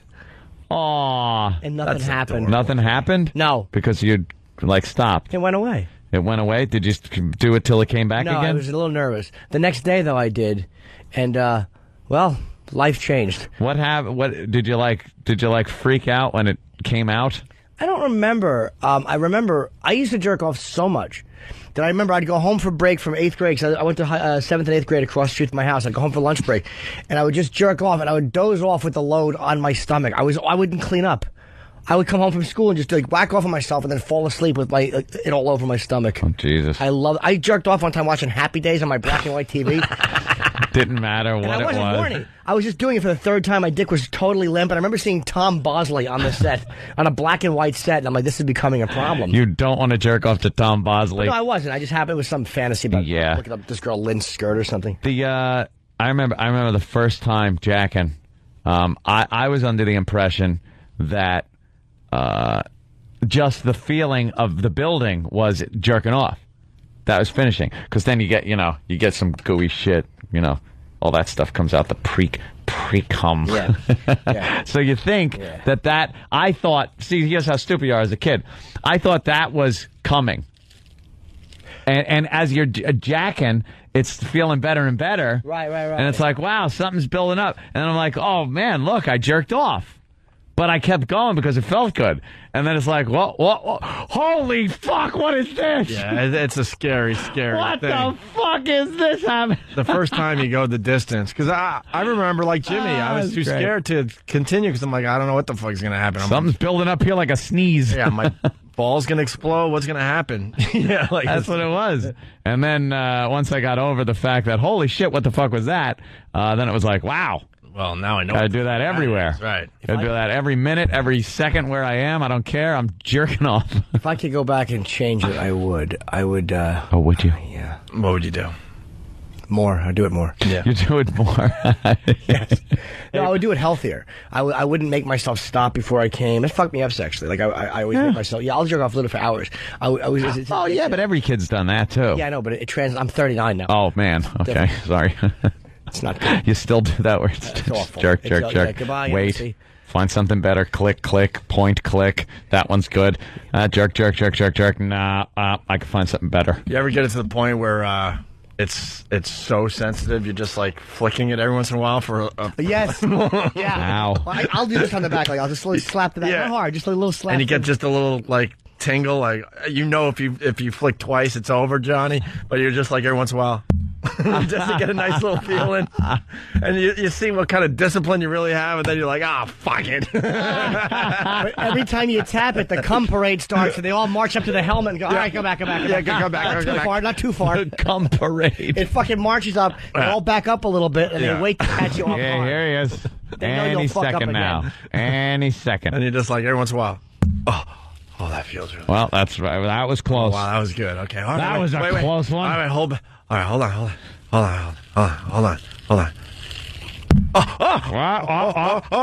Damn, was that close? I almost had to come and have a productive day doing something. Wow, that feels good. Instead of doing this for another 3 hours. Wait, I think I can go tap. It goes back in. Okay. Goes back in. And then you guess, I think I can get 3. I think I can get 3. A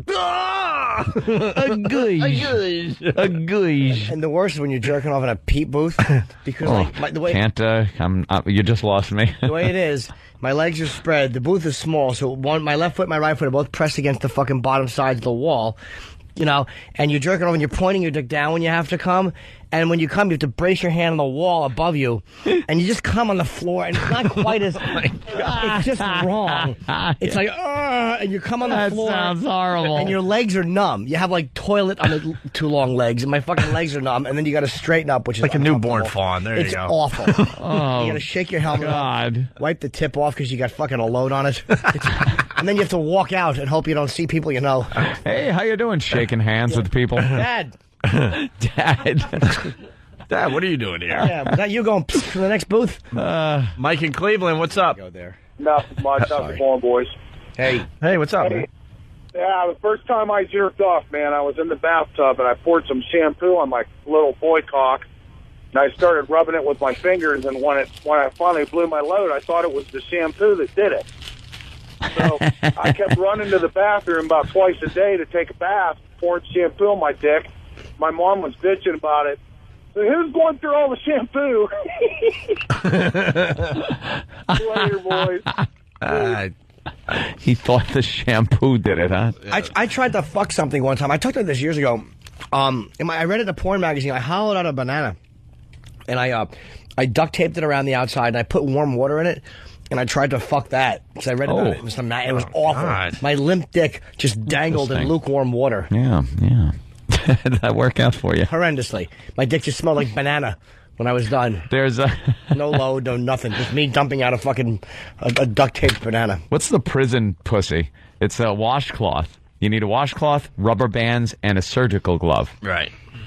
And you take the surgical glove, leave the wrist out of the washcloth a little bit. You lay it on top and leave a little overhang of the wrist, and then you roll the washcloth up real tight, and then you put the rubber bands on it, and then you fold the cuff that's sticking out of the end of it over the edges, and then you run it under warm water, and then you lose some kind of lube in there. Use a little lube, and then you stick your dick in it, and it's really tight and slimy because of the lube and hot because of the water.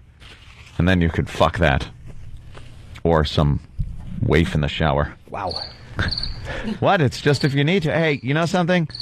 I just informed somebody, and they're gonna try that. It's an informative program. Can I show you the genius of prisoners, though? I mean, there really are some inventive guys in jail. Like, what you will be able to come up with.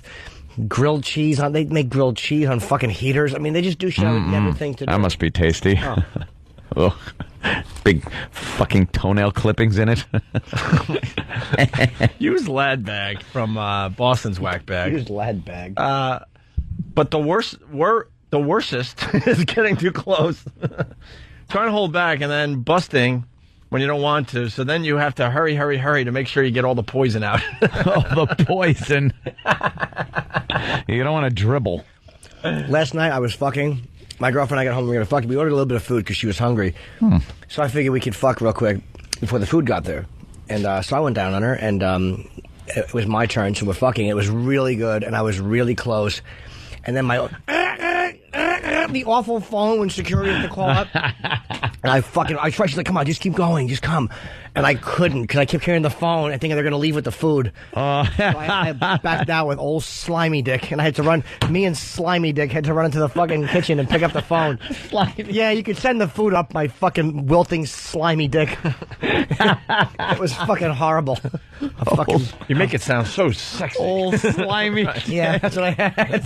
Jesus. Is there anything worse when you pull your dick out of a vagina and look at it? It feels good, but it's just awful. It's like a fucking a big pale slug hanging there with junk on it. I want to drooling. Yeah, just drooling clear stuff. Yeah. You guys want to talk about pit bulls? Where's that story? Sure. People calling Jerking in. off pit bulls. Well, people are calling in on this subject. We'll go back to it. No worries. But another home invasion. We got that story? Kenny was telling you about this. Of course he was. Negative. Home invasion. They sent, I think, I got to get the story, but they sent 2 pit bulls through the doggy door. These people with the fucking doggy doors. What are you, stupid? What are you, stupid? How do people have doggy doors? That's crazy. That's like, here it is. It's outside. There's no security there, no lock. Go ahead. Have fun. Fuck that. But nobody sent them. The dogs just came in. Didn't they? No. Yes. Really? Yes. I thought that was part of the thing. No, unless I'm reading an older article. All right, let's see. 2 pit bull terriers broke into a house through a pet door Tuesday and attacked a woman in her bed, mauling her badly. The woman was able to grab a gun and try to shoot the dogs, then break away from the attack and lock herself in her car, where she called 911. I didn't know there wasn't somebody else involved with this, and they ran away because it didn't work out like he wanted. I don't know. From what I heard from Kenny, he sounded confused about it this morning. No, it just sounds to me like 2 dogs got around and, That's crazy. The woman, who was not immediately identified, was taken to a hospital in Tacoma, where she was listed in serious condition. The pit bulls also killed a neighbor's Jack Russell Terrier, which entered the house during the attack. Why? What the hell's the dog going in there for? Why? What's wrong with people, dogs? Officers planned to talk to the dogs. The thought is that the Jack Russell heard noise in the neighbor's house, came in and was attacked by the dogs. Firefighters responded first, locking the dogs in the house, treating the woman, and calling for an ambulance. Officers had to pepper spray and fight the dogs until they were detained. We almost had to shoot them on sight. It was not immediately known why the dogs entered the house, whether the woman had dogs of her own or what set off the attack. She was in her meat robe for the night. Put on her beef robe. What the fuck? I would not have a doggy door. That's a security breach. Technically, the dogs did what they're supposed to do. You see a doggy door, you walk in. Walk in. Yeah. Go through it and start eating. Yeah, attack that. It's an old lady. Well, Kenny is really dumb because he said there was another home invasion. And listen what they did this time. They let dogs in the dog door. What? No, there was a home invasion. Oh, wow. Listen to Mongo. Mongo. Morning, guys. I got a quick story. When I was in Desert Storm, I was right at the point of no return, and they had a fucking incoming Scud missile alarm. Lights come on. Everybody goes running out of the tent to get into the bomb shelter, and they look at me, and they're like, "I'll be right there." I just said, point of no return. There's nothing I could do. I caught shit for months over that. Oh, because they knew what you were doing? Oh, yeah, I had my fucking sleeping bag wrapped around my cock stroking, and of course I knew what I was doing. It was nothing. It was just, okay, I'll catch shit about this for a while. Hey, at least you weren't blowing somebody like you were in Biloxi Blues. It could have been worse. It could have been worse.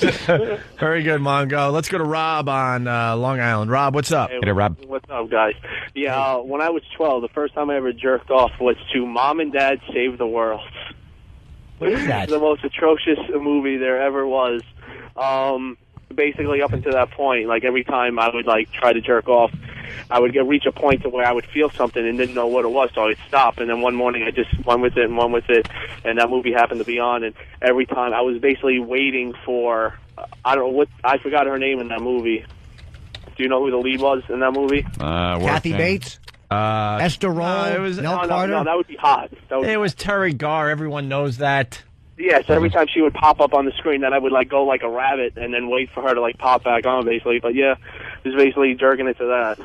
So Terry Garr? In what year did in '92? The only good part of that movie was Kathy Ireland. She was a hot piece of ass back then. That movie also, I think, starred John Lovitz, if I'm not mistaken, and the great Eric Idle. Oh yeah, but the movie itself blew. Yeah, so am I right? I'm 24. I was just waiting for it to it was on HBO one morning, and I just went with it. Oh, you can jerk off to Kathy Ireland back in '92. Yeah, that's easy. That's no problem there. The challenge is jerking off to Terry Garr. Not Terry Garr. Yuck. Terry Garr, you could jerk off to probably in a Star Trek episode back in the '60s. Never sexy, by the way. No, they try to make her like kind of a. She kind of looked sexy. Never sexy in that Star Trek episode. Which one? It was like the last Star Trek that was made. Movie? It was the one where of course, movie. The went back in time, and it was the rocket was going to be launched, and then there were whales. And no, that was a movie. Oh, and Terry Garr naked. There was another time traveler. Let me see Terry Garr naked going around. Where's Terry Garr naked? Stop it. Ew.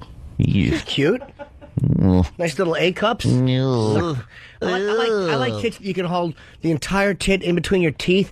Not hard, but just hold it and then flick the nipple and go. Right, give me that one, Rock. Look at that. Yuck. You're too spoiled. I think that's nice. I would take that. Yeah. You've been in 10 Town too long. You know, you got to fucking hang out where I've been for the last 5 years. That looks pretty good. I don't mind the small boobs, but they got to have some shape to them. She's all nip. I like that, though. Is she? I like a big, dirty areola. Big, dirty one? Yeah, like where a chick's like almost embarrassed. Like, Doc, could you do this? Could you surgically fix these giant Hershey Kiss nips? All right, give me another. Oh, wow, she's got a problem. You gave me that one already. It's a different one. She looks like Robert Plant there. Give me a little. You gave me that one already. That's all there is. Stop screaming at the boss. Yeah, go to that one. Little side view.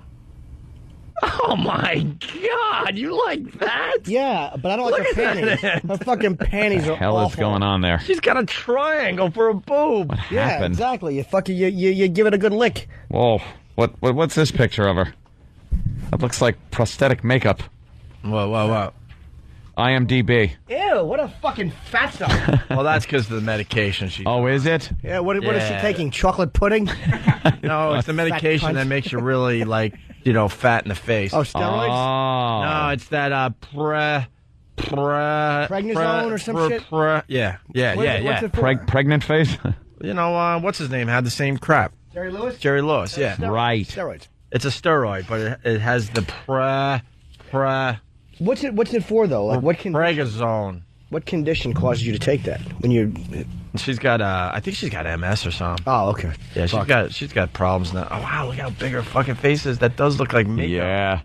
That looks like makeup from 2 weeks. Shallow Hal, you're right. Oh, Shallow Hal makeup. A great movie about fat people, and they couldn't even get a big fat fuck to star in it and make poignant statements about fat people. It had to be a hot chick making poignant statements about fat people. Right. Why couldn't Hal just like a fat chick? Why did he have to be on a drug? Why? Who cares? Because. Why? Because she's fat. What am I playing, the angry young man? Yeah, Shut look up. at you. I don't like fatties any more than the rest of you. Here's to it. Oh God, this guy is Jim in Nebraska. What's up, Jim? Hey there, Jim. Hey, I was 11 and jerked off to the love scene in Top Gun. Which is the love scene in Top Gun? Which one? In the locker room with? Yeah, or in the plane with Goose? No, in her house, in Charlie's I was house. going to say on the beach when they're playing volleyball. Yeah. Ooh. You like that volleyball, didn't you? Volleyball scene. Wow. All those sweaty men with their shirts off. Yeah. I know, you see, Iceman, he's buff, wasn't he? Yeah, when the Iceman clinches his teeth at Maverick, was that where you came? How does he do it? I mean, we're gonna do it. When did you bust a nut? With Charlie. Yeah, how long was the love scene? Was it to take my breath away? That's a good song. Take my breath away. Do. Do you like that song? You guys are killing me. I love that song. Hate it. That's nice. Don't like it. Oh, Berlin. How do you not There like it is. this? Berlin. He's Is Tom shooting his alive? Friday. We'll find out.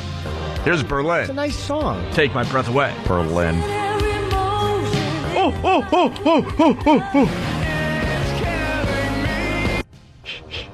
Yeah. My favorite part of the show. Give me a mouse. Give me a Neighbor! Anthony. Oh, his mind. I don't know what he's doing. I don't know. He needs a mouse. Hi, who's this? This is Jim. Jim, where you calling from?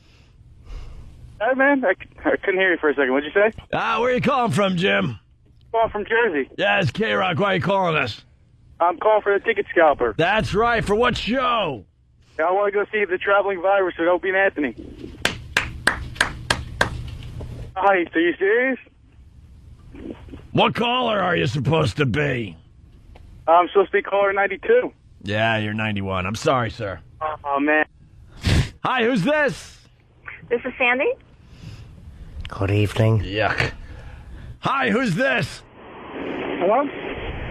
Hi, who's this? My name is Matt. Matt, why are you calling the radio station today? Because I want to win tickets to the Opie and Anthony Traveling Virus Tour. Do you listen to Opie and Anthony? Yeah, I listen to him. Do you listen to him every morning? Yes, I do. What do you like about Opie and Anthony? Oh. K-Rock. Hello? Hey, K-Rock. Hey, did I win? What are you looking to win, sir? Yellow. We better move on. K-Rock. Yo. Hey, do you suck cock with K-Rock?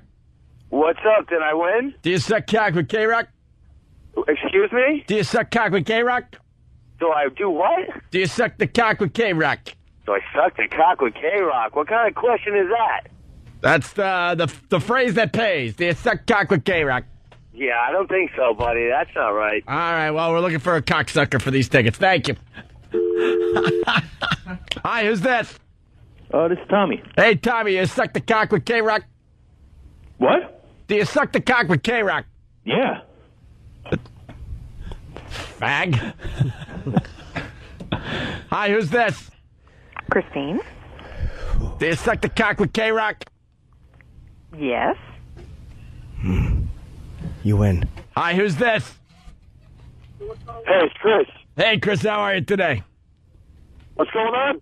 Do you suck the cock with K-Rock? Yes, sir. Fag. Fag. Hi, who's this? Yeah, what's up, man? Who is this? This is Anthony.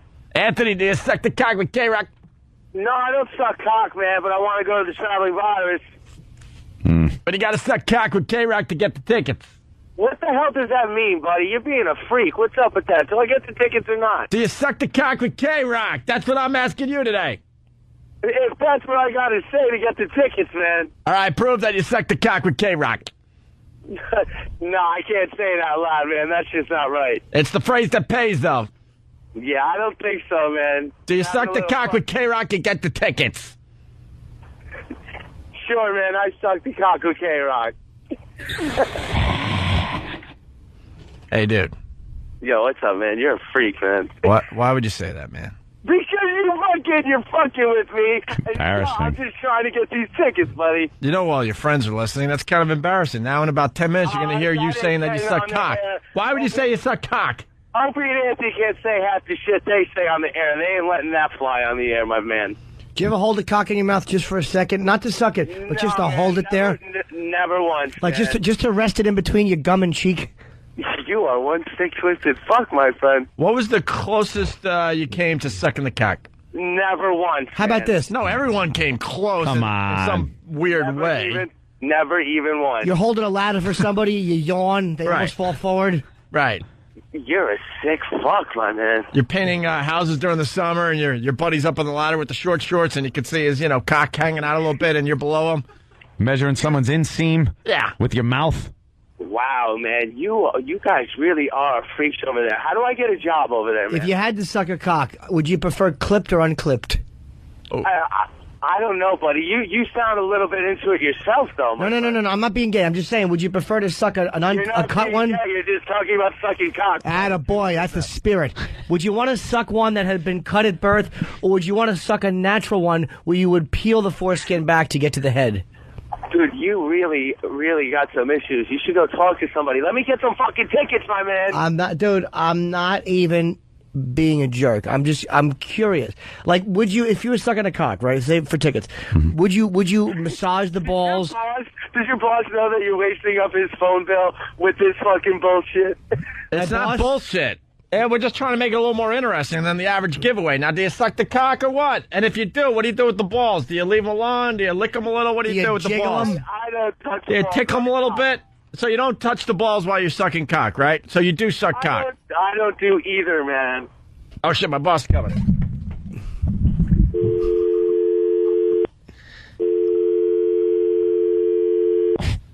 Hello? And there they go. And that's it. Did we give away any tickets? Yeah, I guess. I think by accident we gave one away. Can we please tape the CNN NAACP? That's what I want to hear. I'm sure it's a very poignant, well thought out news conference. I want to hear there's an NAACP press conference going on now about the Michael Vick situation. Oh boy. So they're putting their hat in the ring here and putting out a little statement.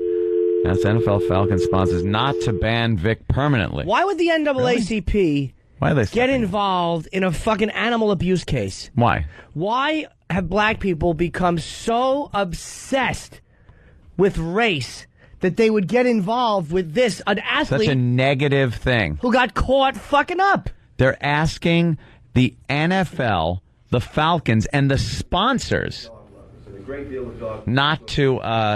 So the NFL concerned about his image may want to suspend him for however long. And you're saying a suspension would be unfair? No, we're not saying that a suspension would be unfair.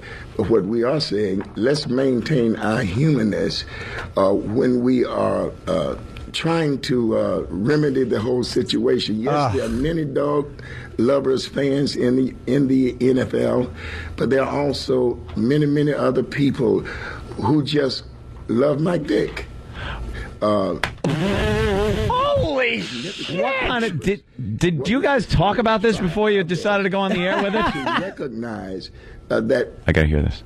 Whether it's Michael Vick or anybody, humans are redeemable. Now, Don Imus. In some instances, a lot of people love Don I believe too. Michael Vick has received more negative press than if he had killed a human being. Amen. The way he is being persecuted. Like Imus? Like Imus. He wouldn't have been For persecuted words? that much had he killed somebody. Really? Once again, we've been listening Like OJ? to comments made by the NAACP Wow. Atlanta. The NAACP is so off base. How irrelevant is that fucking So organization? off base. Holy Jesus! I got to hear that entire speech. They should name that organization. We defend blacks regardless of what they do in society. No matter what they based do. on their skin color. Right. They are basing it on skin color, the thing you're not supposed to do. Holy Jesus, Palomino. That was the most...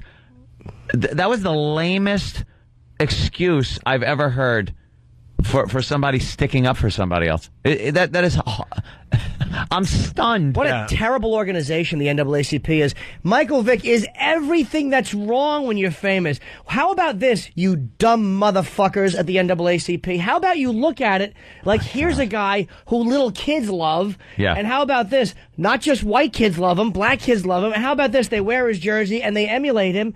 And you take a guy like that and this is what he does. Mm-hmm. How about that? I'm not saying he's not redeemable as a human being, but you're going to go on there on the basis of his skin color?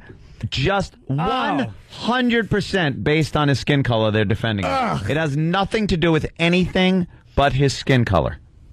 Unbelievable. Yeah, Imus is redeemable. Where's the NAACP fighting for where? Yeah, come on, he's redeemable. He didn't kill anything. Where he was persecuted like he killed dogs. He didn't kill anything. Or people. Right.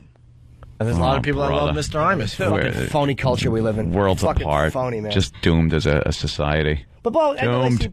they're no different than the other special interest group. Of course not. They're the tobacco lobby. No. They're the same people. And they are irrelevant. They're past. Their time is past. It's gone. There was a time where they were needed. They did good. They got things done that needed to be done in this country. And then once that happens, all of a sudden you become irrelevant. And they're still, like, instead of fighting for things like talking about institutionalized racism and all these other things, to come on television, and first they want to bury the N-word, and then they want to have A lot of people are fans of Mike Vick. You're the president of the organization, and that's what you say? Saying there's a lot of dog lovers out there, we know, but there's a lot of fans of Mike Vick, too. They think that he's don't being care if dogs are They think he's being persecuted. killed. Persecuted. Perhaps also, it's not just the idea that he did this for, dog fighting and stuff, but just to have the potential, psychologically, to do such horrendous things to a living animal.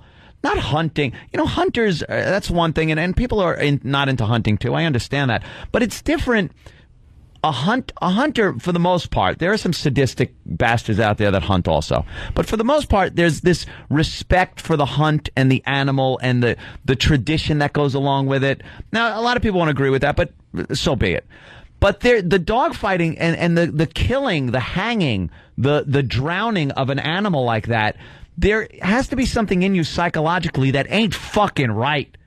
That you have something in your mind that is just teetering on serial killer. Kind of that weird murderous mentality. It's one thing to kill a dog, but the way he was killing dogs is really fucking you can't fault the dog pound guy for throwing a dog in the gas chamber and, hitting the gas or giving him the blue fluid to, if you got to put him down. He's not in the same thing as somebody hanging a dog and killing him that way. You know how twisted you have to be to hang or drown a dog when you could probably shoot it and watch him suffer? Yeah. When you could probably shoot a dog in the head and make it go away like that. And how about the guy who called if you're going to kill a dog, obviously, because I can't even get to that point where you would actually kill a dog. We wanted to take today, the guy was saying it wasn't based on race. And my point was, well, no, it is. They're defending him, we think, based on race. And then you come out with this. It is 100% based on his race that they are coming out. He's pleading guilty to having fucking tortured these animals to make some money. You fucking idiots. Did, by the way, R.L. White from the NAACP, wait, do we have that clip? Yeah, he said many people love my dick instead of Michael Vick. Oh, sorry. Is it? I'm sorry, and I didn't know you were like... No, I think... Did you cut it? Yeah, I got it. Yeah, okay. That was kind of the gag. Oh. See, I don't know. It's okay. We're usually on the same page. We blew it today. Let's hear this. But there are also many, many other people who just love my dick. What? Yeah. See, we misunderstood him. Oh, all right then. Then everything's okay. He just wants to tell people that everyone loves his dick. Holy shit, man! Is there a fine in this? And you can't say that on TV. Go ahead. But there are also many, many other people who just love my dick. See? All right, now it's different. Now it makes sense. All right, now we're all happy again. Dude, did he say Michael at first? No, Mike Vick. No, this is not cut up. This is what he said. I thought you cut the end. No. Holy That's what I was trying to say. This is how it came in, Ed. Can we didn't fuck it. We didn't fuck Oh, that's hysterical. We didn't cut this. Hear it again? Yeah. But there are also many, many other people who just love my dick. Okay. Wow. That sounds like my dick. That is goddamn funny. Oh, my God. How can... Oops. Oh, wow. Wow. What's on this guy's mind? All right. They love my dick. Wait, he's going to get us a longer version to prove it. No, that's what he said. Yeah. Oh, my God. Wow. He just said many people love my dick. Could somebody explain the NAACP, please? Irrelevant. Can somebody explain to the NAACP that this is different than the... Yeah, exactly. Where are they here? Yeah, where's the NAACP with these students that were shot in Newark? Execution style. I guess they don't want to come out. Why don't they want to talk about it? Because it deals with immigration now? Talk about that because it's an immigration case. Yeah, it's not white on black. It's illegal immigrant from Central America on black crime. Where are they? Oh, it's amazing. Unbelievable. They should be in Newark, just livid about the number of black people that are being killed in Newark. But no, he's defending my dick. Well, how many people love my dick? I do. Thank you, Jimmy. And I love my dick. Well, I love my dick. Jimmy loves them both. Do you like Anthony's? Well, I've never seen it, but I imagine it's sweaty from being rolled up like a giant sock sausage in his fucking pants. It probably perspires by the end of the day because it's just been flesh on flesh. It's rolled up like a fucking flesh rug. Cocked like a flesh rug. All right, here's the long version to prove that he said many people love my dick. Trying to remedy the whole situation. Yes, there are many dog lovers, fans in the NFL, but there are also many other people who just love my dick. Holy shit. Love my dick. God, how that is great. Boy, R.L. White's going to be a YouTube star today. God, what a sickening position for an organization like that to take. What a fucking revolting, predictable position. Everything they do these days just alienates them from this country. They really are irrelevant. How about some faith in the justice system? Yeah. How about that? That clip is going to get 1 million views. Can we be the first ones to get it on YouTube? Please, quick, get the watermark. Get Opie and Anthony watermarks over. Go. Opie and Anthony noticed something during the NAACP press conference. Come on, we got to go fast on this. I'm telling you, we'll get on the front page of Break.com. Let's go. Let's go. How about Steve? Let's go. I know you're listening back there. No, I'm not. This is a chance to go viral. Well, Opie and Anthony noticed. R.L. White said something a little different during his NAACP news conference today. Let's go. Let's go. Someone out there, do it for us immediately. How about the NAACP comes out and says that we think people are redeemable, but this is reprehensible. Yeah. They have to fucking come out against it. Subtly explain away every action of somebody black when it's not good. Mm-hmm.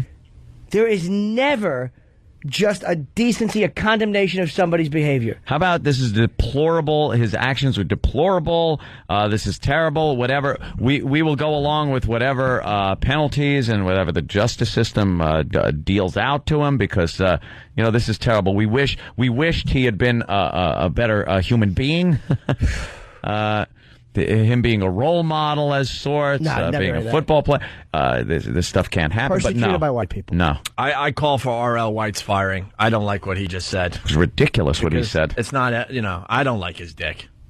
No. I know Ant doesn't like his dick. I am Jimmy, I'm not. Jim. I don't like his dick. Yeah, I'm not Jimmy a doesn't like dog his lover. dick either. I'm not a dog lover. Right. I like dogs. I'm not a dog lover, but I don't like his dick either. Yeah, so I think he should be fired. I don't fall into either category. Right. Do you think if it was Peyton Manning, you don't think that he'd be fucking booted if he was dog fighting on property? Are you out of your fucking mind? Hanging dogs, drowning dogs. Holy shit. Yeah. Wow. Unbelievable. And talking about the fucking endorsement companies. What? Hello? What was that? They're still calling for the dumb tickets over there. All right. God, is that fucking irritating. Well, that'll be in the papers tomorrow. We'll discuss that further. Let's do lines of the day. Tomorrow, by the way, can I just plug real quick? I'll be in Boston tomorrow night at 6 p.m. No. Okay. You can't plug that. The Barnes & Noble signing at 6 in Boston? No. But it's in the Prudential Center. On Boylston Street. Boylston. I love saying Boylston. Boylston. It's not in Worcester, like Voss would say. Worcester. Hey, I got a ruling here. Scott from Chicago. Let's be honest. It was only Opie who noticed. Hold on. Who noticed the "Love My Dick" statement? A gold star for the Opster? Could be. No, actually, well, for that. Somebody on instant feedback. So what? You said it. Yeah, but I was reading what someone else Big deal. wrote in, so what? No gold star. You still get one for reading it. Frowny face. Fuck frowny face in his mouth. I gave myself a frowny face for not being quicker. Oh, I thought frowny face was the guy's name. Frowny face for me today. Oh. What are you giving yourself today, Ant? I'm giving myself a gold star. Hey, gold stars are mine. I liked it. You can give yourself unicorn stickers. Unicorn sticker? Okay. Yeah, Don't take the smiley face from me. Sparkly unicorn sticker. I like it. Jimmy? I put a little pre-cum on my notebook. A little smear of pre-cum. and I put sprinkles on. I put Jimmy's. Hi, who's this? Quick. Hi, who's this? Rocket99.net.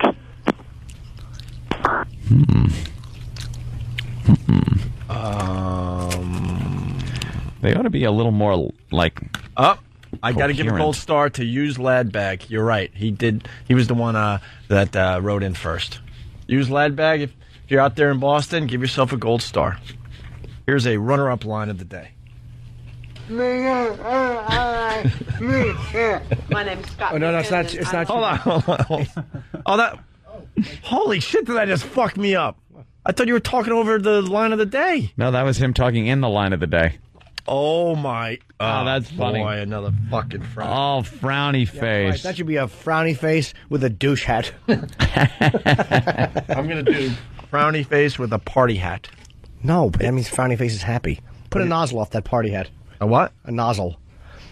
What's a nozzle? One that would be on a douche. That'd be a douche hat. Douche. Nozzle. You don't give a frowny face with a party hat. Why would he be sad at a party? Actually, parties are fun. Actually, I'm giving myself a smiley face with a hair lip. All right, that's fair. That's fair. There you go. That's fair. All right. Shit, dude. I thought that was you, interrupting the clip because I thought the runner-up line of the day was just that oh, no. thing babbling. You have to redo it. My name's Scott. Oh, no, this was something that actually happened before. It's Jim, stop, Jimmy! That time you did! What the fuck? Oh, did he get you that time? Damn it! Now what can I give myself? Give yourself a smiley face. All right. With a tie. A tie? Yeah, put a tie like it's a bandana on your head. I'm going to give myself a smiley face. How about a smiley face with a stroke? No. Oh, that's a good one. But a smiley face with a big hairy mole. Ah, okay. Lots of hair sticking out of it. Play along at home. There you go. And I'm actually doing these. All right, let's try this again. Here's your runner-up line of the day. My name's Scott. Oh, no, it's not Chewbacca. It's Chew Lead Paint Chipsa.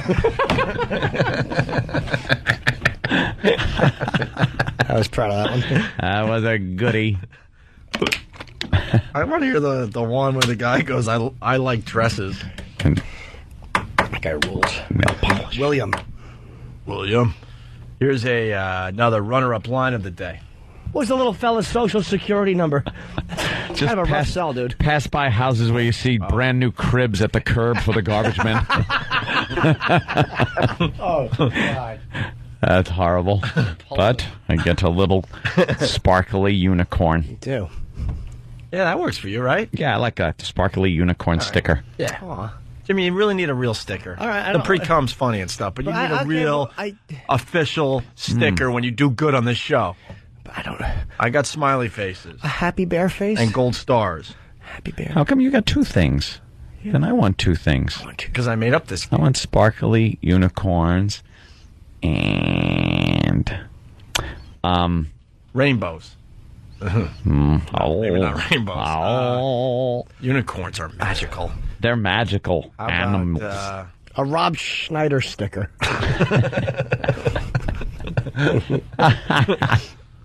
I'll think of something. Wow, we can't think of cute little stickers. A kitten paw. Yeah? A kitten paw sticker. Good, that's been hacked off. That's adorable. Rotten little John. Oh, Jack. John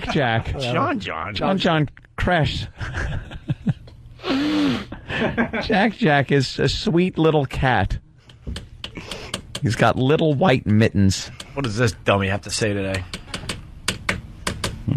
Could have been. I had to look around the room. Oh, right now. Iraq. Anyone's mouth about to talk. Bush expected to compare ends of Iraq and Vietnam wars. That's good. First time. Everyone else has, yeah. Wow. Way to be on top of things. Vietnam. All right. All right, here we go. Your line of the day. Here comes the line of the day. Oh, I hope it's me. Oh, please be me.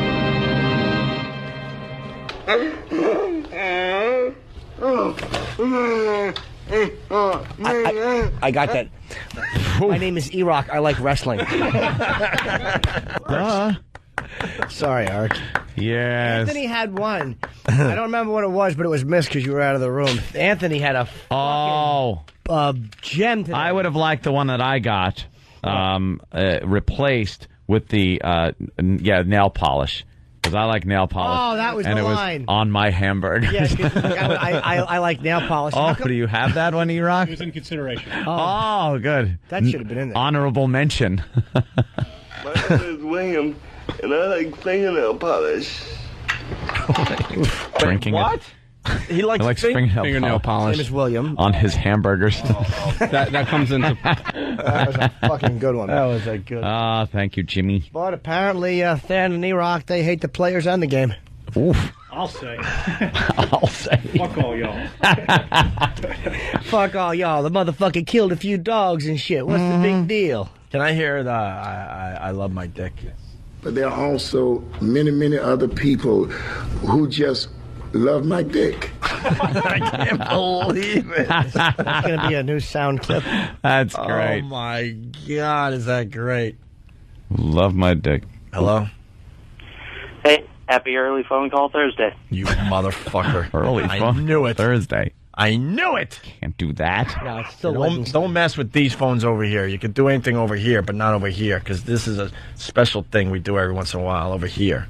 Yeah. Let's get out of here, because we got to do that thing, and then we got the other things.